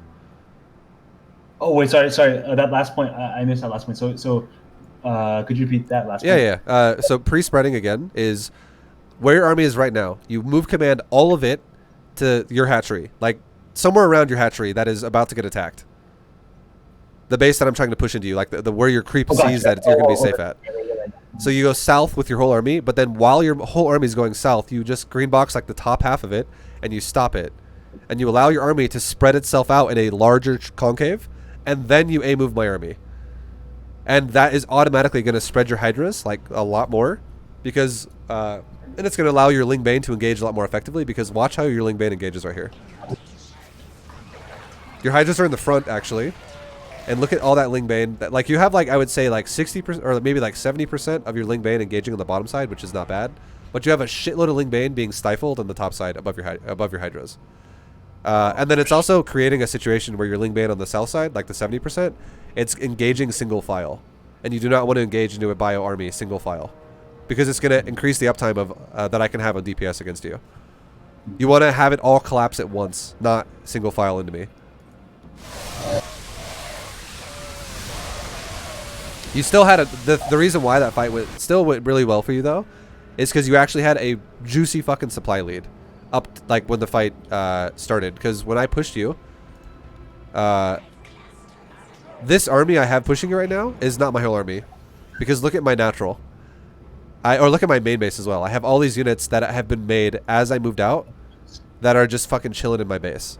So this army is not my whole army. Like this army, if I'm at 172 supply. This army is realistically worth probably like 145 or something like that. Or like it's not even that, because you have SCVs included too. This army is like if we were to just subtract the new units that are sitting in my base, it would be like 145 supply push, if that makes sense, including SCVs. So but your army, however, does not have that same problem. All of your Lings have no reason to just sit there because of rally points. The reason why Terran has to respect this is because if a Terran does not respect this, if you ever see a Terran player that you just watch him parade, it's called parade pushing. If he just rallies to your base and he's like, let's just, every unit that spawns, run into his base with it, you can fuck him over two ways. If you notice a Terran plays like that. One is you can just do a run by of Lings just the way you just did, and you can run into my middle line wherever you want. You could kill my third, my natural, my main, because I'm going to have no defense at my base. Or you can just run your army between his army and his base. That will catch his rallies. So not your whole army would do this, but maybe like a third or like a fourth. Probably more like a fourth of your army could do it. Like maybe you could send like 30 Lings between my army and my base if I was parade pushing you. And you would catch like 4 or 5 Marines at a time as they just walk with no medevac support and no tank support. And it's so tiny that you just surround kill, surround kill, surround kill. And then you put me in this situation where I'm now like, okay, well, I'm just wasting rallies. And the Zerg is like growing in number while I'm just kind of bleeding out because I'm just throwing my rallies away. So Terrans in general will usually do what I'm doing here. It makes more sense to leave your new rallies at home to guard you from run-bys in your mineral lines, and also not allow Zerg to abuse the mobility factor that they have because they're way faster, to just kill your units that are isolated. So your army is humongous here. Because of your build up to this point, you made a great economy, and you have a well-sized army because of it. You could be maxed out as well. Like, look at my money. I'm spending it. Look at your money. You're a bit up there, and I think what you should do as well is maybe it's not. This has nothing to do with your macro being poor or anything like that, because your queens aren't even that bad. Like the queens have like 1 inject per queen right now. You haven't even reached a point where you have 2, which is fucking amazing. And you don't have injects in your hatcheries right now either, which means you're not queued either. Your macro is fucking on point. The only thing I would recommend you do better is maybe throw down a hatchery in your base, like a macro hatch in your main or something, and you do this when you start your 4th base. Oh yeah, that's a good point. Nice. You'll never be able to spend your money if you're doing a Zergling based style, no matter how good you are, because you don't have enough larva to afford it. I guess sorry, question. Sure. Should I spend 2 supply for an extra queen for that natural for that macro hatch, or should I use the same? You should one just from- rip off. Like, this is why I told you should also go to like 8 queens or so in the early game, because it keeps you safe from a lot of shit, and it also makes your creep spread crazy. But when you start making macro hatches and when you start taking new bases, you can rip queens off as well off of your creep and start injecting with them. So if you have 8 queens and 5 are spreading creep and 3 are injecting, you can actually, when you take your 4th base, you can now do 4 and 4. When you take your 5th base, you can now do 5 injecting, 3 spreading.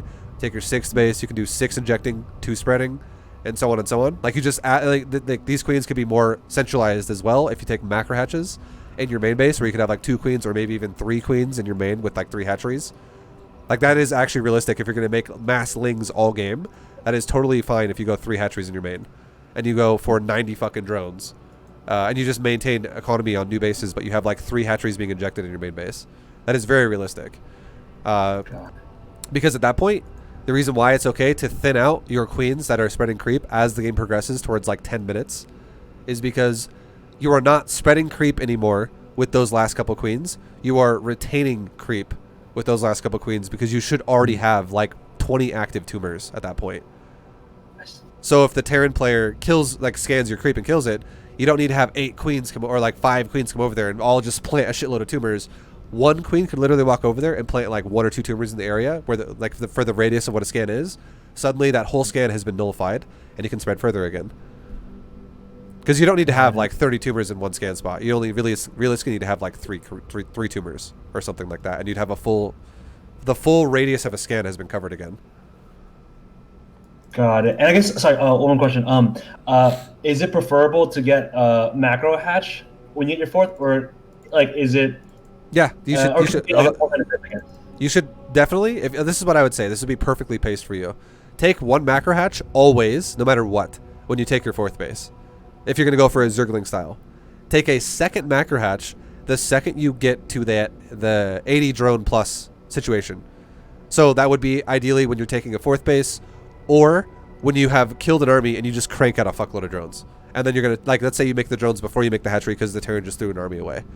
Like that's kind of what I did to you this game, where I just threw away my drop early on, and that gave you a bunch of leeway to take a bunch of drones. So you would have taken your, like in this game particularly, you would have taken a 2nd macro hatch faster because you were greedier. But in a normal game where you're not allowed to kill the Terran army because he doesn't throw it away, if you're playing a Terran who, like, you know, doesn't throw shit away, then you, like, obviously then it comes down to when you take your 4th base and you're then able to actually make drones and not die. But you have to kind of gauge it. Like if I don't take a 3rd, you don't make drones. If I do take a 3rd, you can make drones. These are the things where you have to kind of read it that way, where it's like, am I okay to do it, or am I going to die if I just go to fucking 90 drones right now? Yeah. And I'm sorry. Is the reason to get the macro hatch versus just double expanding? Is it because the macro hatch is more protected than the 5th, or sorry, the double expander? Yeah, that's one reason. The second reason also is because it takes less time to make your injects more dense in your base. Like if you can inject 6 times or 5 times or whatever in the series of looking at your main natural 3rd, you can do that much faster than scrolling around to 7 different bases and injecting 7 different hatcheries. So I have a question. Like, there's only one exception to this, which is, I haven't asked you this question yet, but what inject method do you use? Are you the spacebar injecting kind of guy where you spam it? Oh, I watched your video on the camera hockey, so I use the F1, F2, F3, F4. Oh my god, F5. dude. No, you are fucking like way above diamond level. Holy shit, man. You're not gonna use the camera hockeys as well already? Your videos are so helpful. No, that's good. That's awesome. That's that's even more reason if you're a fucking camera hockey injector that you should make your main natural 3rd more dense, because it's going to be easier now to grab your queens then, because you're not going to have camera hockeys for 8 hatcheries or like 7 hatcheries. That's very unrealistic. But if you have like 3 is like a very solid number to have for bases, just main natural 3rd. If you have those as camera hockeys, you can go to your main with camera hockey, boom boom boom, 3 injects, go to natural, 1 inject, go to 3rd, 1 inject. Or you could be like main natural 3rd, 2 hatcheries could be at 2 of those bases. Stuff like that. So, it just makes it easier to inject really, really fast if you have multiple hatcheries in 1 base, which is one of your main natural or 3rd. Main is the easiest one because main is the most open base that you don't need to worry about SimCity with. Like, for instance, if you put a 2nd hatchery in front of your natural, it might fuck you over if I engage you in that choke point where the destructible rocks are. Because suddenly your lings are coming into this, like, more bottlenecky choke point because the hatchery's kind of blocking your surface area. You could say the same thing about your 3rd, where if you put in like another hatchery above your hatchery at your 3rd base, or like to the right side of it, what if I engage you over there as well, and now suddenly your surface area gets limited again because of less surface area. Like it's not always the best idea to make more hatcheries in open areas that could be abused by me because you have less surface area. So if you put it in the main is really widespread. Like every main looks like this in StarCraft 2. If you put a hatchery like to the right side of your, like, or above your Evo chambers, or like below your hatchery, or below your Hydroden, or to the left side of your Bane nest, whatever, it's not gonna matter because I'm never, like, if I'm gonna be sieging that ramp, which is gonna be like, oh fuck, this hatchery's blocking my surface area on the ramp at my main base. If I get to that ramp in your main base, you've already lost the game anyways. Like, it's not a relevant thing. But if I get to the ramp in front of your natural or in front of your 3rd, the game is not actually over yet. It might just mean I'm heavily pushing the top side or the right side of the map. Got it. So it's always the easiest to just put hatcheries in your main, because it's never going to fuck you over for surface area issues. Cool, that makes sense. But yeah. So moving forward, Oh yeah, my trade-off is yeah. yeah, no, that was good. You killed all my army in the ground. You fucked over my fourth, and now you didn't even lose the lings that did the run by. Like if you would have went into my mineral line with the open depot right there, you would have lost the lings as well, because I left rallies here to defend that, and you just back off, and you're just chilling at the moment. Like this, the way you executed that, other than the fact that you microed a little poorly on your Hydra side, that was great. Conceptually, that made a fuckload of sense. You waited till I approached creep to engage me, and then you did a run by on an undefended new base. That was amazing. That was really good.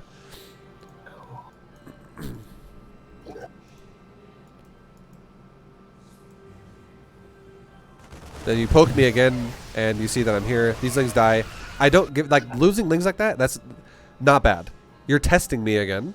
And at this point when you have the ability to max out, losing like 12 lings or like 14 lings, who gives a shit? You could replace that and literally snap your finger and you have them back. Because you have so much larva to work with, you have so much money to work with. Testing that is way more value than, if you have the APM to do that, which you do. You have fucking 100 more APM than me in this game, pretty much. It's all stabbing. Yeah. No, but it's good. Like the fact that you can play that fast is like, yeah, like you can handle run bys.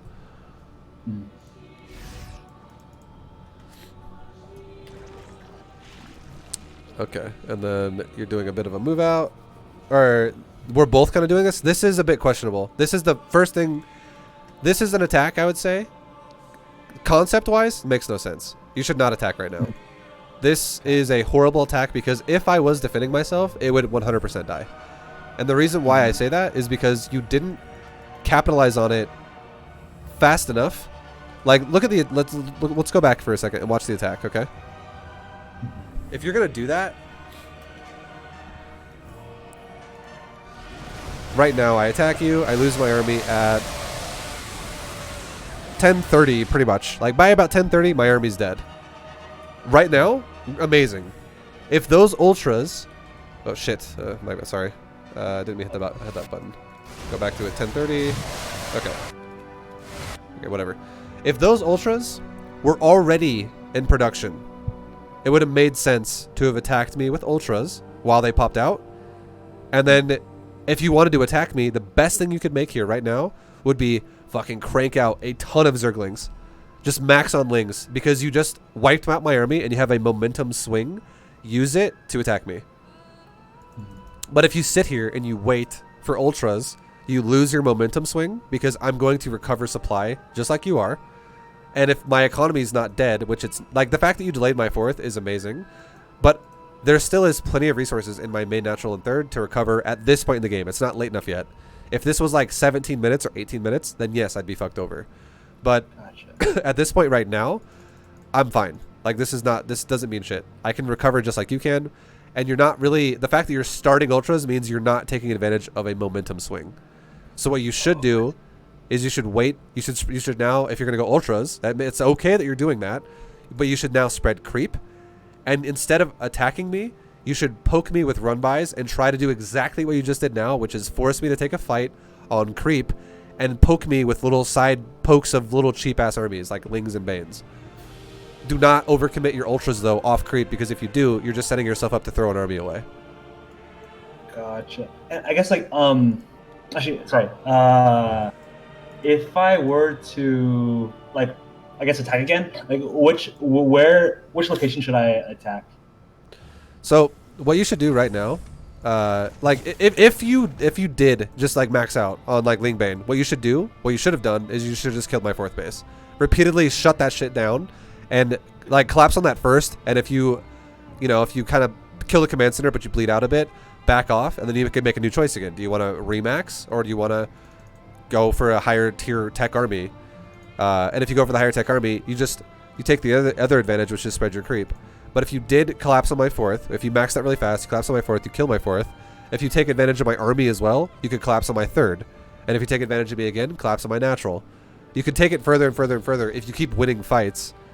But if you don't win a fight, or it looks like you're going to lose a fight, you just back off, and you just try to repeatedly fuck over my newest expansion. Always fuck over the newest expansion, which is actually what you did. Like, once we got to like 20 minutes, you kept doing that over and over and over all game at that point, which was really good.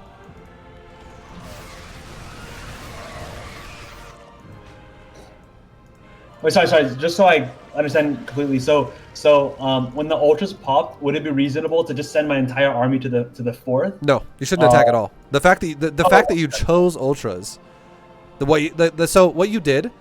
My point I'm trying to make here is if you would have remaxed on Lings, it's time, okay? If you would have remaxed at Lings, the fight ended at 10:30. Lings take 17 seconds to build, and they go fast as fuck to run across the map. Like, they are not slow. They are super fast. So you can run across the map in a matter of like 15 to 20 seconds. So you would have been at my base by 11 minutes already, like with a maxed out Ling army, because you have enough money to do it if you would have had more hatcheries to work with.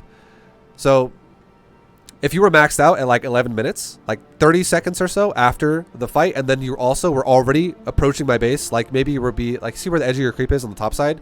Your army's like running past that right now at like 11 minutes. And then you collapse on my my command center on the top of the base at like 11:10, and it's you're maxed versus mine maybe like 140 or like 130 at 11 minutes. Again, this is 11 minutes. Like you would be attacking me by like 11:15. So you would definitely have a supply advantage by a lot. But the fact that you waited for ultras and you're still on your side of the map, where almost a full minute later after you killed my army, your window to attack me has now disappeared. God. So what makes sense now, because you chose to make ultras, what makes sense now is you go back to how you were playing before, which is play defensive creep style, spread it as much as you can, but defend your creep, allow me to engage your creep, because if our supplies are going to be close enough as it is anyways, you want to take a fight where you're on creep, not off creep, because it's going to make your supply have like a 30% bonus, like in terms of how effective it is. Like you're going to take a way better engagement if you're using a melee based composition, which is Ling Bane Ultra on creep versus off creep. Like your army's going to fight like shit off creep. So that's why whenever you see people go, wow, ultras fucking suck, way to throw the game, he made ultras, it's because they probably took fights off creep. Which is not a good idea. So if you instead stab me with little run-bys, like you go with your overlord, you're like, oh look, he took that base again, I see it. A Ling run-by goes along the left side of the map. We're talking like maybe 10, 20 Lings, or like, you know, maybe some Banes. It's like we're talking like 20 supply or less, a very tiny amount of your army. You engage on the left side of the map, you do a run-by on my planetary, and then if I'm not there, that might force me to go, fuck, okay, well I gotta do something now because I just took damage. So that might make me engage your creep. If I don't engage your creep and I just sit back and wait, stay on this process, keep throwing little run-bys at me, and spread your creep so that when I do move out, every second I waste and I wait, my creep gets closer and closer to your creep gets closer and closer to my base. So it creates these situations where you have more avenues to work with. Yo, Jason, thank you for the raid, man. Much love. Welcome, guys. New to coaching lesson. Hi, welcome. But yeah, taking a fight right now, like you can see your ultras and your hydras and shit, they're just way slower. You're also engaging before you have banes, which is a big no-no for ultra. You never want to engage without banes, because it's actually really easy for bio to stutter step against ultra. You can literally, if it's just ultras, especially if they're off creep, you can just stutter, like you move, attack, ultra dies, move, attack, ultra dies, move, attack, ultra dies. But if you have banes, every time I stop, your banes don't stop to like try and swipe at me and get blocked by ultras. Banes are constantly rolling into my face, and if I stop, I'm going to be getting banes blowing up on my army as well. So stopping and stutter stepping is not proper micro against banes, but it is proper micro against ultras. So like the banelings cover the ultra basically to not allow them to just get constantly stuttered down like the whole time. I can only stutter until the banes are close, and then I have to just run or split. But if I split, that's bad against ultra, because that means that I'm just running my DPS like crazy around the place, while your ultras are just like manhandling the chunks that stop, and the Lings are... Ling Ultra will just destroy armies that split. Like stutter stepping is amazing against Ling Bane. Or sorry, let me say it like this. I said that wrong just now because I added Bane in there. Ling Ultra, stutter step fucking destroys Ling Ultra if you have enough of it. Banelings splits fucks over Banelings. Splits is how you handle Baneling, because you can't kill all the Banes always, but what you can do is you can make them detonate like shit by having them blow up on tiny chunks rather than the whole chunk, so that you waste the Banes, and as soon as the Banes get kind of thinned out, then you can just kind of clean up the rest and it's easy. But if you have all of that together, it becomes a much harder army to deal with, because now suddenly if I split, your Ling Ultra will just run me over, and it'll feel like I get overrun the whole time. And if I don't split, and I just stutter, your Banes will blow up my chunks so that my stutters get really weak, because your Banes actually whittle down my units so hard that you're now, again, even though I'm stuttering, your Ling Ultra just overwhelms me. So you have to have a combination of all of it if you want to have a chance. If you ever engage like this, you will always take a losing fight. And I guess, like, is there ever a point where you can stop making Hydras and just go pure Ultra Ling Bane Yeah, to get this composition? You can stop making Hydras once you have Ling Bane Ultra, and then you can start making Corruptors as a replacement to Hydra if I start making like Liberator, or if my medevac count is crazy high, like how you did. Like, you can eventually go into Corruptor instead of Hydra. Hydras are what take you to late game. Okay. And if you're not going to go, or go ahead. Oh, sorry. You go. Sorry. I guess, like, in terms of like upgrades, like, what should I be upgrading if I'm going to go for this comp for both ground and air? You should get weapon upgrades on, like, melee upgrades and carapace upgrades on your Evos. And then if you want to go for range weapon upgrades on Evo after you have 3-3, that's fine. And then your Spire should go for weapon upgrades if you're going to go into, like, Mutalisk transitions. But if you're going to go Broodlord Corruptor, you should actually go carapace. Oh, interesting. Okay. And the reason why is because your Corruptors are going to do overkill. Like, you're going to make enough Corruptors to just, like, one-shot or two-shot a medevac or a Liberator, which is like 10 or 12 Corruptor, which would be fine. You do not need weapon upgrades for that. But if you have armor upgrades, if your Corruptors ever at any point in time get shot by the Marines, they take a lot less damage. And you don't have to replace them because they will not die. And then as well, if you go Broodlord, when you have Broodlord against Bio, you're not worried about how hard a Broodlord can shoot a Marine, because it's going to, like, two-shot a Marine anyways if you have a bunch of Broodlords, or like three-shot a Marine, because a Broodlord hits for 20 flat. But it hits for 40 if it hasn't shot for a while, because I don't know if you know how Broodlord AI works. But the auto attack speed of a Broodlord is the generation of Broodling, and it generates up to 2 Broodlings. And if it has 2 Broodlings sitting there, it does double its damage, which is 20, and now it does 40. So for instance, if a Broodlord has a 2-second attack speed and it does 20 damage, if it has nothing to attack for 4 seconds, it'll go to 40 damage. But it'll stop at 40 because it doesn't generate Broodlings all the way to, like, infinity. It stops at 2. But then if you have a Broodlord that's constantly attacking on its auto attack, it'll shoot 2 at first, and then 1, 1, 1. So it'll do 40 at first, and then 20, 20, 20. So, like, but the point is, your Broodlords are going to fucking kill Marines either way, because they're also projectile units, so there's going to be a shitload of overkill where there might be 8 Broodlords shooting 1 Marine. That might be a thing. Okay. Because projectile units have really stupid AI. And no one, and not even the best players in the world, are ever going to be like, okay, 8 Broodlords, let's all focus fire 8 different Marines really fast. 1, 1, 1, 1, 1, 1. Like, no one gives a shit. It's so irrelevant. No one does that. Okay. It's literally just going to be, like, its positioning is what matters there. It's not auto-attacking individual Marines. Because what's going to really happen there is all you want is your Broodlings to get in the way of the Marines. And if there's tanks there, you make siege tanks, like, friendly fire splash damage. But it's really just, like, you're picking at him, and you're, like, slowly breaking the Terran apart little by little by little. And if the Terran overcommits to dive your Broodlords, you cover them with, like, Ling Bane or Infestors or whatever the fuck you want to cover them with. You just cover them. But if the Terran doesn't push, you slowly pick at them and kill them little by little over time. Got it. So Carapace makes that better too, because when the Broodlords ever get compromised, they don't die as fast. Yeah, that makes sense. Dang. But yeah, like right there, you saw that. Like, one Ultra just died, a Hydra died, a couple more Ultras died. Like, that was like definitely a like that's why that attack didn't make sense, because even if you did find me, I would have center stepped all your Ultras down. You would have killed like nothing, because again, you have no Banes to like force me to not center step you, and you're not on creep either, so it's really easy for me to keep distance on you. And then I would have killed all your Ultras, and then I would have reversed it, and I would have then stemmed into you and ran your Hydras down and killed all your Hydras off creep. Yeah.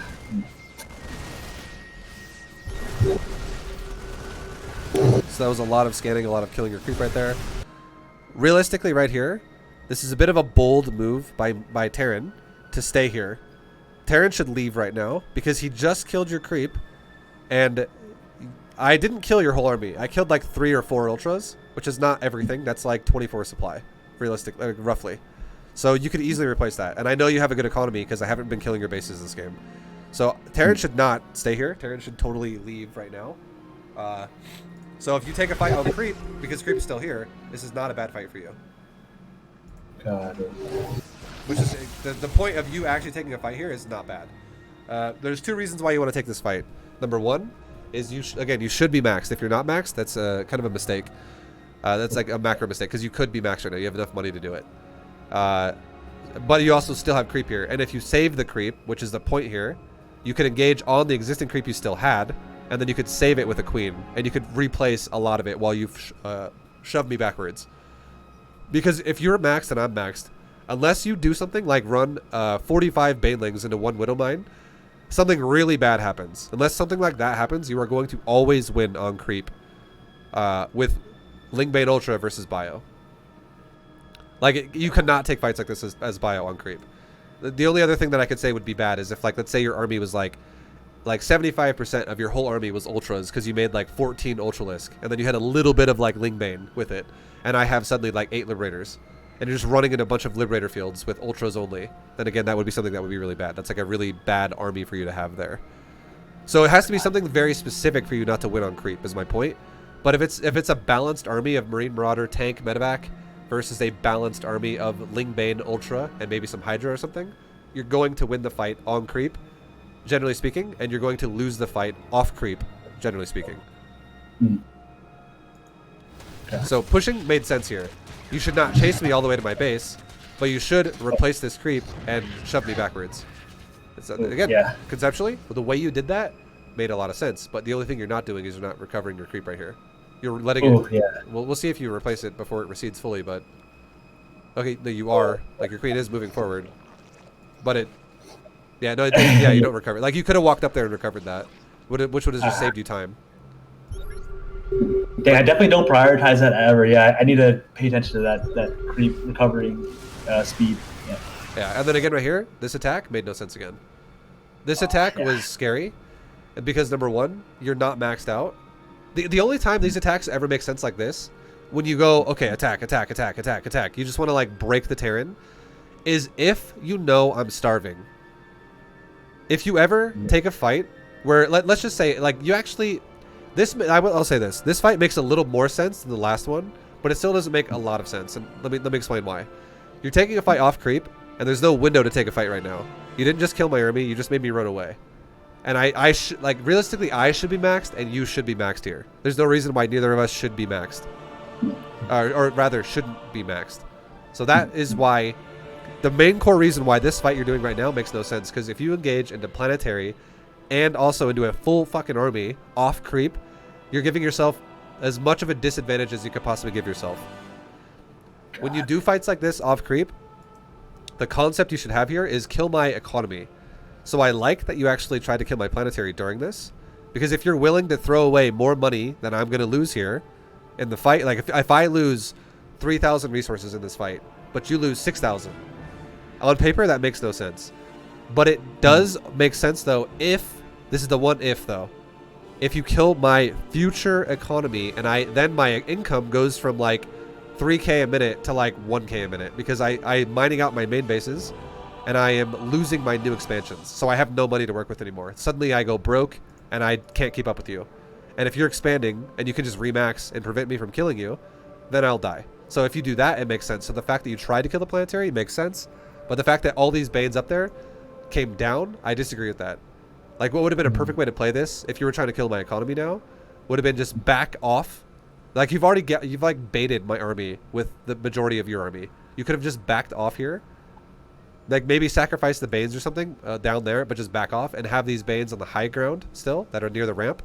Have them go down, or rather go up to the PF, blow up my SCVs and the PF. That would be a good attack then. If you could save the majority of your army and just replace it, rebuild it, and kill my planetary on the top side, and you just starve me some more, that'd be great. But you don't do either. Okay. Like, you actually bleed out here on this fight, and then you don't kill the PF either because I repair it, because your Banes go down. Yeah. Then so you back off, so you don't lose everything, which is good. You do lose a chunk though.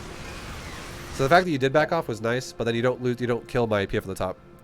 Give me like 1 second. You can say something to me because I can hear you because I have a wireless headset. I need to grab a tissue. My nose is running so much right now. Oh. One second.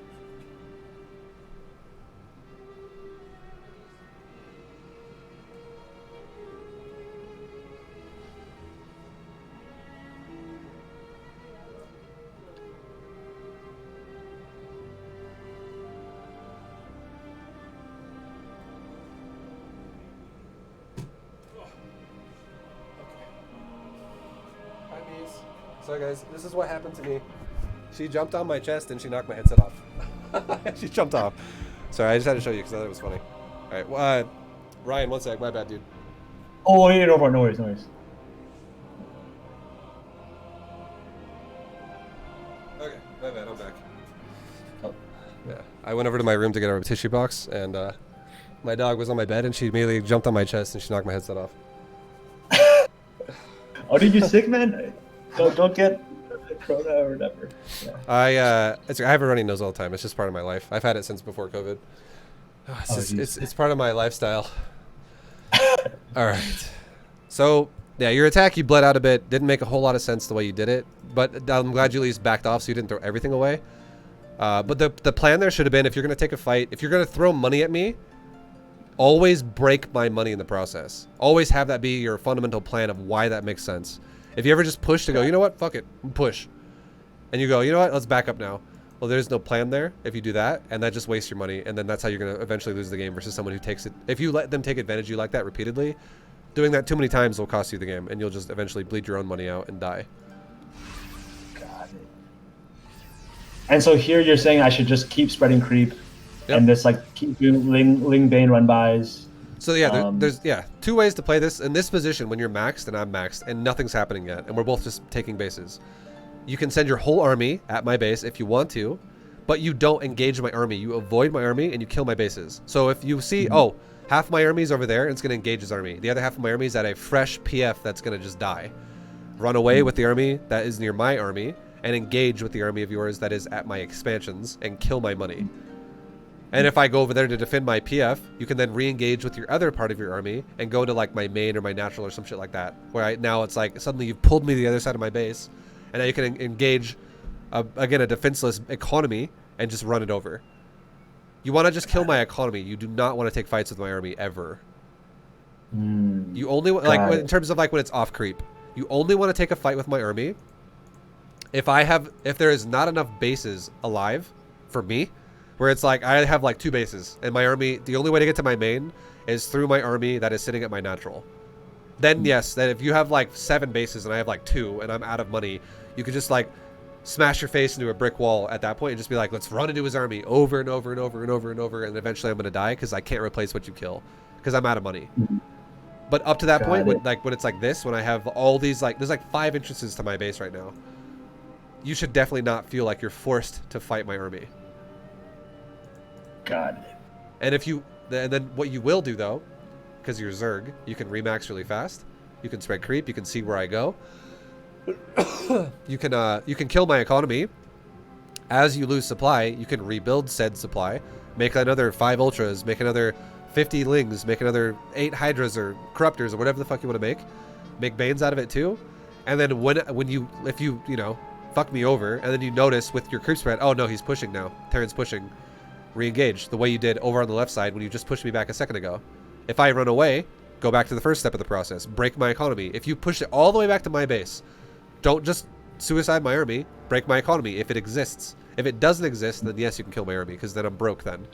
But always kill my economy. But only try to take a fight with my army if I'm either just gonna die, if the game ends right there because I have no money to replace, or if I'm just standing on creep. And if I'm on creep, suddenly I'm on your side of the map, and it's gonna be, I'm committed into territory that is very scary for me because your units are now twice as strong as they were before because they run into me so fast. Like I can't actually micro properly against that anymore. I have to like, basically the only way you really engage Zerg on creep as Terran is you bottleneck it. So if I, for instance, like fought you on like a ramp where your army doesn't get to fully collapse on me all at once, but it bottlenecks into a little choke point, that's good for me. So maybe avoid that. That's when you would want to flank or something. Or it's the only other chance I have as Terran, if I'm deep on creep, is I split against everything. There is no stutter stepping on creep anymore. That doesn't exist. Because even just ultras will just collapse on my army so fucking fast that they will surround me and kill me if I stutter step. So Terran does not want to engage on creep. It's fucking terrible to engage on creep. It's so bad.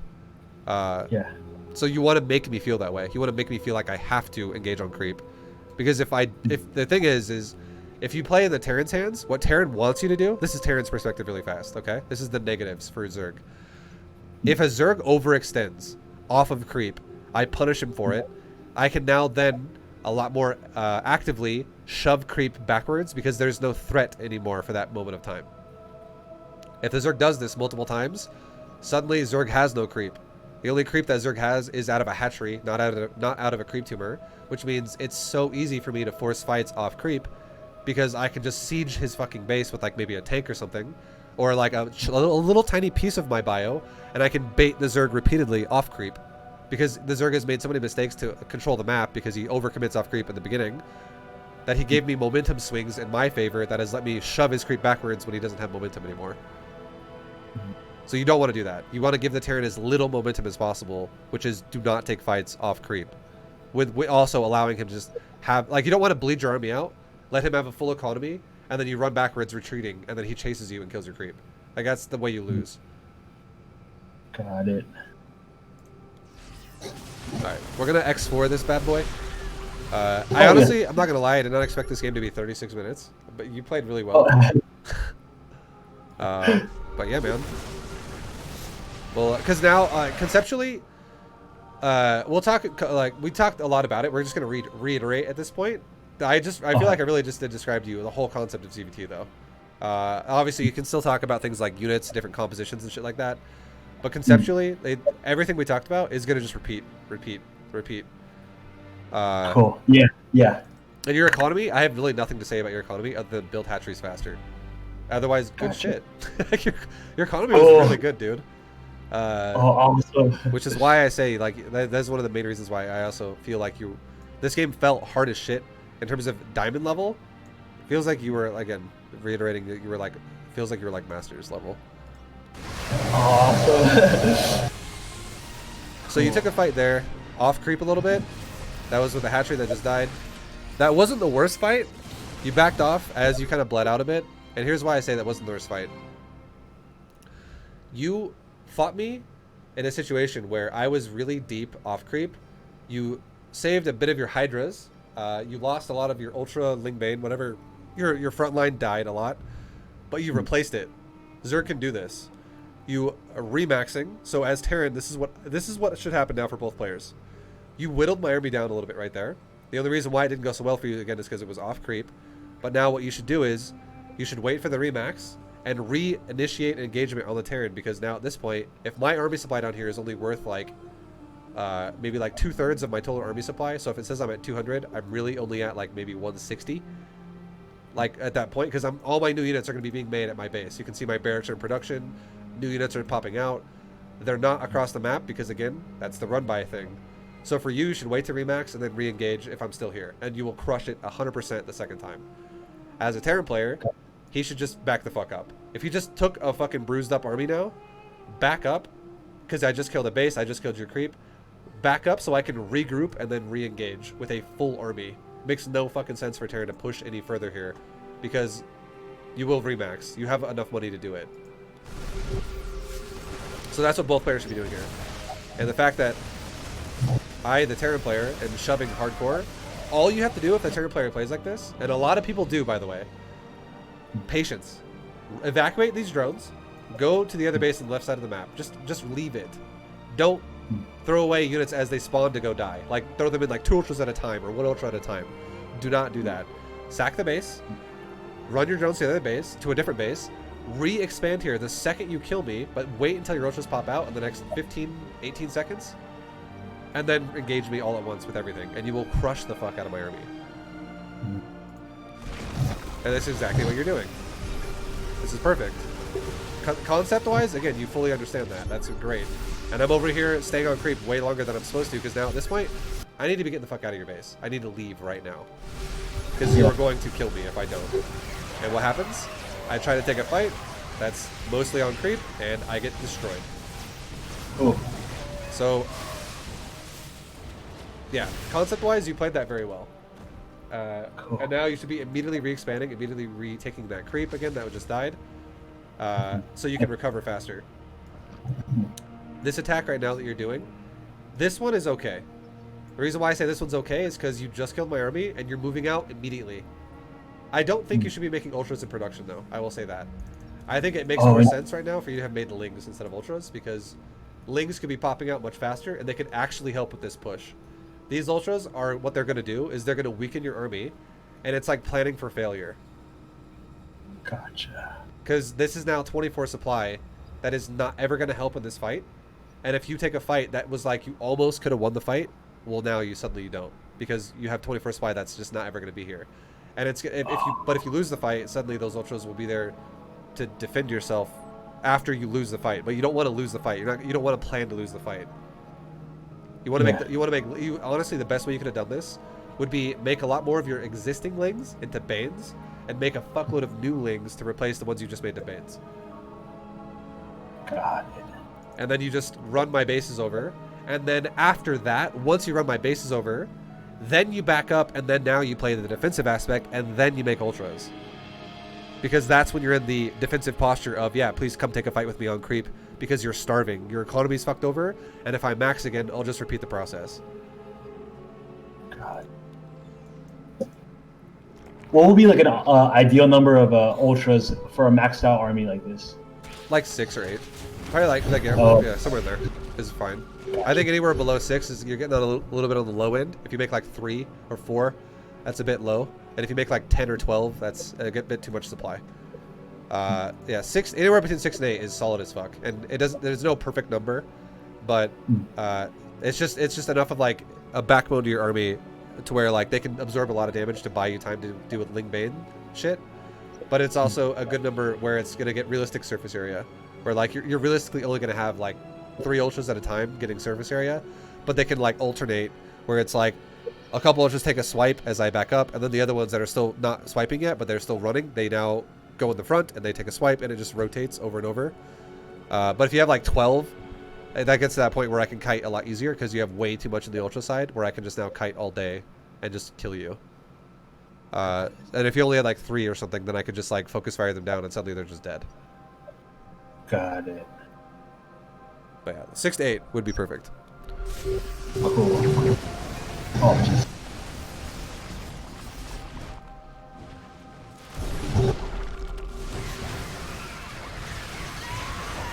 This fight, so I'm gonna watch again. I'm gonna see. I kind of was talking. I didn't really pay attention to what just happened for a second. You kill the top left base. You force it off. That's really good. With this fight here, what you should do now, what you should have done now, is I would say don't take a fight with my army right here.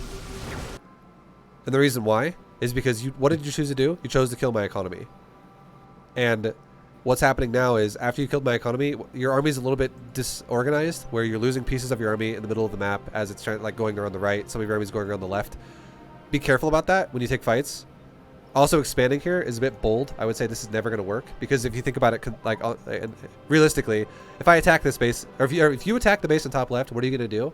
You're going to drag me to you, and if you drag me to you, this base you're expanding at is 100% going to die. You want to expand opposite where you're going to fight at. So if you're going to take the same exact base as the one you're taking right now, it should be the opposite side of the map, which is your version of it, in the bottom right. That base would have been totally fine because you're dragging me to the top of the map. So don't expand exactly where you're dragging me to, because I'll just kill it right away. You gotta premeditate that. Like, if you know you're gonna take fights on a certain side of the map, try not to expand at those fights. Always expand away from Terran. Don't expand into them.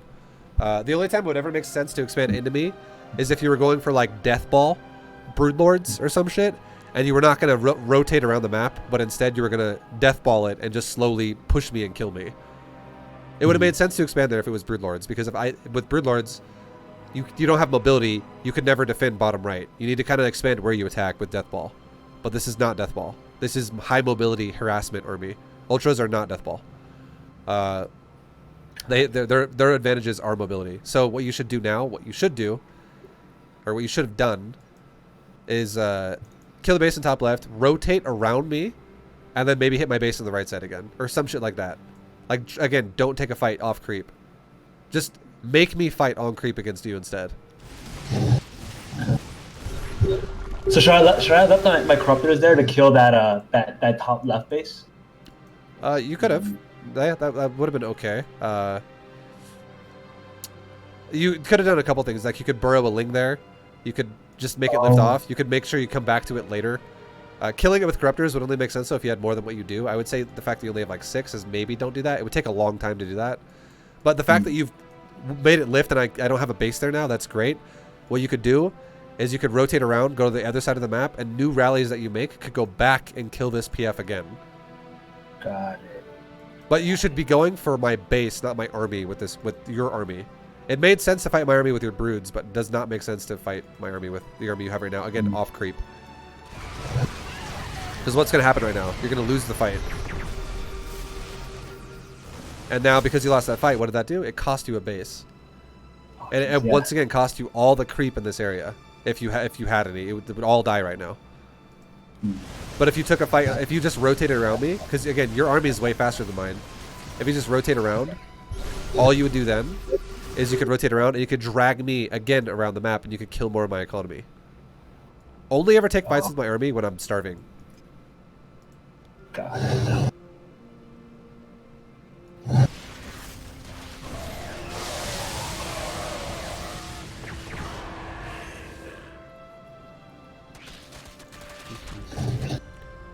And then there's already a big fat new reinforcement army coming over here. That was good that you killed that.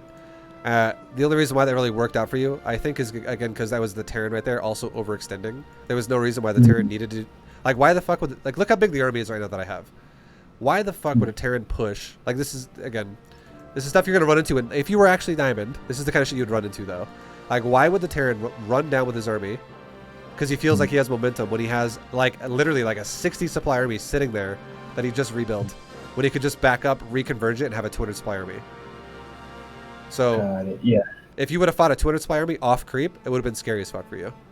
Because it just, like, it literally just happened. You just fought a 200 supply army before that, and you got destroyed. Yeah. You will play against players in Diamond that do that shit all the time, though. Like, they will always overcommit, overcommit, overcommit. Just really understand the concept of fight on creep, do not fight off creep. Yeah, I think I throw a lot of games when I just, like, I try to, like not let them get a 4th and 5th, and I just throw my entire army away. Yeah. All right, dude. Well, I will say really fast, this lesson so far has been like 2 hours and 20 minutes. Oh, sorry. Oh my god. Sorry. No, it's okay. It's okay. I'm kind of just gonna wrap it up now. Like, well, we're not gonna end it like in a second of course. here. Yeah. Sorry. But I totally didn't. I'm gonna times 8 this, and I'm gonna talk really fast, and then when I'm done talking, I want you to ask me any questions you have, and then we'll wrap it up. Okay? Cool. Yeah. Thank you. Sorry. Yeah. No, dude, don't be sorry, man. You have nothing to apologize for. Happy birthday. Oh, thank you. Dude, this is probably one of the top 3 gifts for my birthdays, like on my life. Yeah. Hell yeah, man. But now I'm watching the minimap and I'm watching how you play idealistically. And what you just did 2 times there is you killed my base in the top left and you backed off and you didn't take a fight off creep. That was intelligent. But now what's happening is I killed your creep on the right side and you kind of like let me push into it, and then I killed one of your bases. This is the reason why this is happening now, is because you're switching into Broodlords. So now that you switch into Broodlords, you have less control. So when you go Broodlords, you should try to maybe choose one side of the map that you're going to focus on. You not only expand there, but you fight there, because you can't defend everywhere. So if you were going to expand on the right side, maybe focus attacking more of my base on the right side and just do like little Ling run-bys on the left side. Vice versa. If you're going to expand on the left side, maybe focus more of your attacks with your Broodlords on the left side so you can cover it while pushing me, and then do little Ling run-bys on the other side. Ling run-bys are great with Broodlords, but then your Broodlords all died, and now you've gone back into like a full Ultralisk-based army, and now once you go back into an Ultralisk-based army, you can expand on both sides again. That's fine. It's not bad, because you have mobility. But you keep fixating on my left bases, which is very good, because your creep is on the right side. I don't even have the ability to expand there, because it's in my way, and you keep killing my expansions on the left. This is really, really good. Like that, you should keep doing that now. And now at this point, we're at 30 minutes. I am mined out of my bases. Now you can take fights with me, because I am never going to be 200 supply, ever. I'm going to pause one time and say this before this is over. It makes sense to take fights with my army when you know my existing bases are mining out, and you also keep making my new bases get denied, because I don't have income anymore. So every mineral I spend and every gas I spend does not get replaced. It dies, it dies, it dies. It doesn't get replaced, it dies. So my army supply goes 180, 170, 160, 150, 145, 130, 120, 110, 98, fucking 90, 85. It just keeps dipping down more and more and more, and I can't replace it anymore. And if you have the active expansions and I don't, being a little bit more aggressive and assertive about it is great. If you can definitely have creep spread, that's the best case scenario, because you always want to fight creep with creep. And if you can get your creep all the way to the point to where I'm trying to land my command center, that's amazing. But it makes sense to start fighting my army a bit more if it's the purpose of denying my expansion again over and over and over. Like if you have to kill my army to make me lift off, yes, do it repeatedly. And then as soon as you lift it off or you kill it straight up, you just kill the command center, back up, remake as much as you can. I try to retake the base again. You do it again. Because if I don't defend it, I'm going to die anyways. But don't ever take fights with my army in the middle of the map randomly. Take fights with my army as I try to defend my last starving economy. So when you killed my bases, that was great. When you fight my army randomly in the middle of nowhere, that is not great. Got it. Okay. Like what you just did right there, how you ran around me and you made me, like, you ran away from my army. It made no sense to fight me there. You went over here, you killed my expansion. That was amazing. That was perfect. And now I'm over. What did I do? I'm like, well, fuck. I'm way out of position now. I'll just kill your base. So coming over here to fight me now is okay, and the reason why is because I'm on creep. And what happens to me now? You zone me, and you shove me deeper into creep, and you crush the shit out of me. And this fight is going to be the first fight again in the last, like, in a while, where you're going to just steamroll me with my whole army, because this is my whole army. Because number one, I'm broke. I have no money anymore, so I can't have it to inspire me. And number two, it's on creep, which is why you're going to steamroll the shit out of it.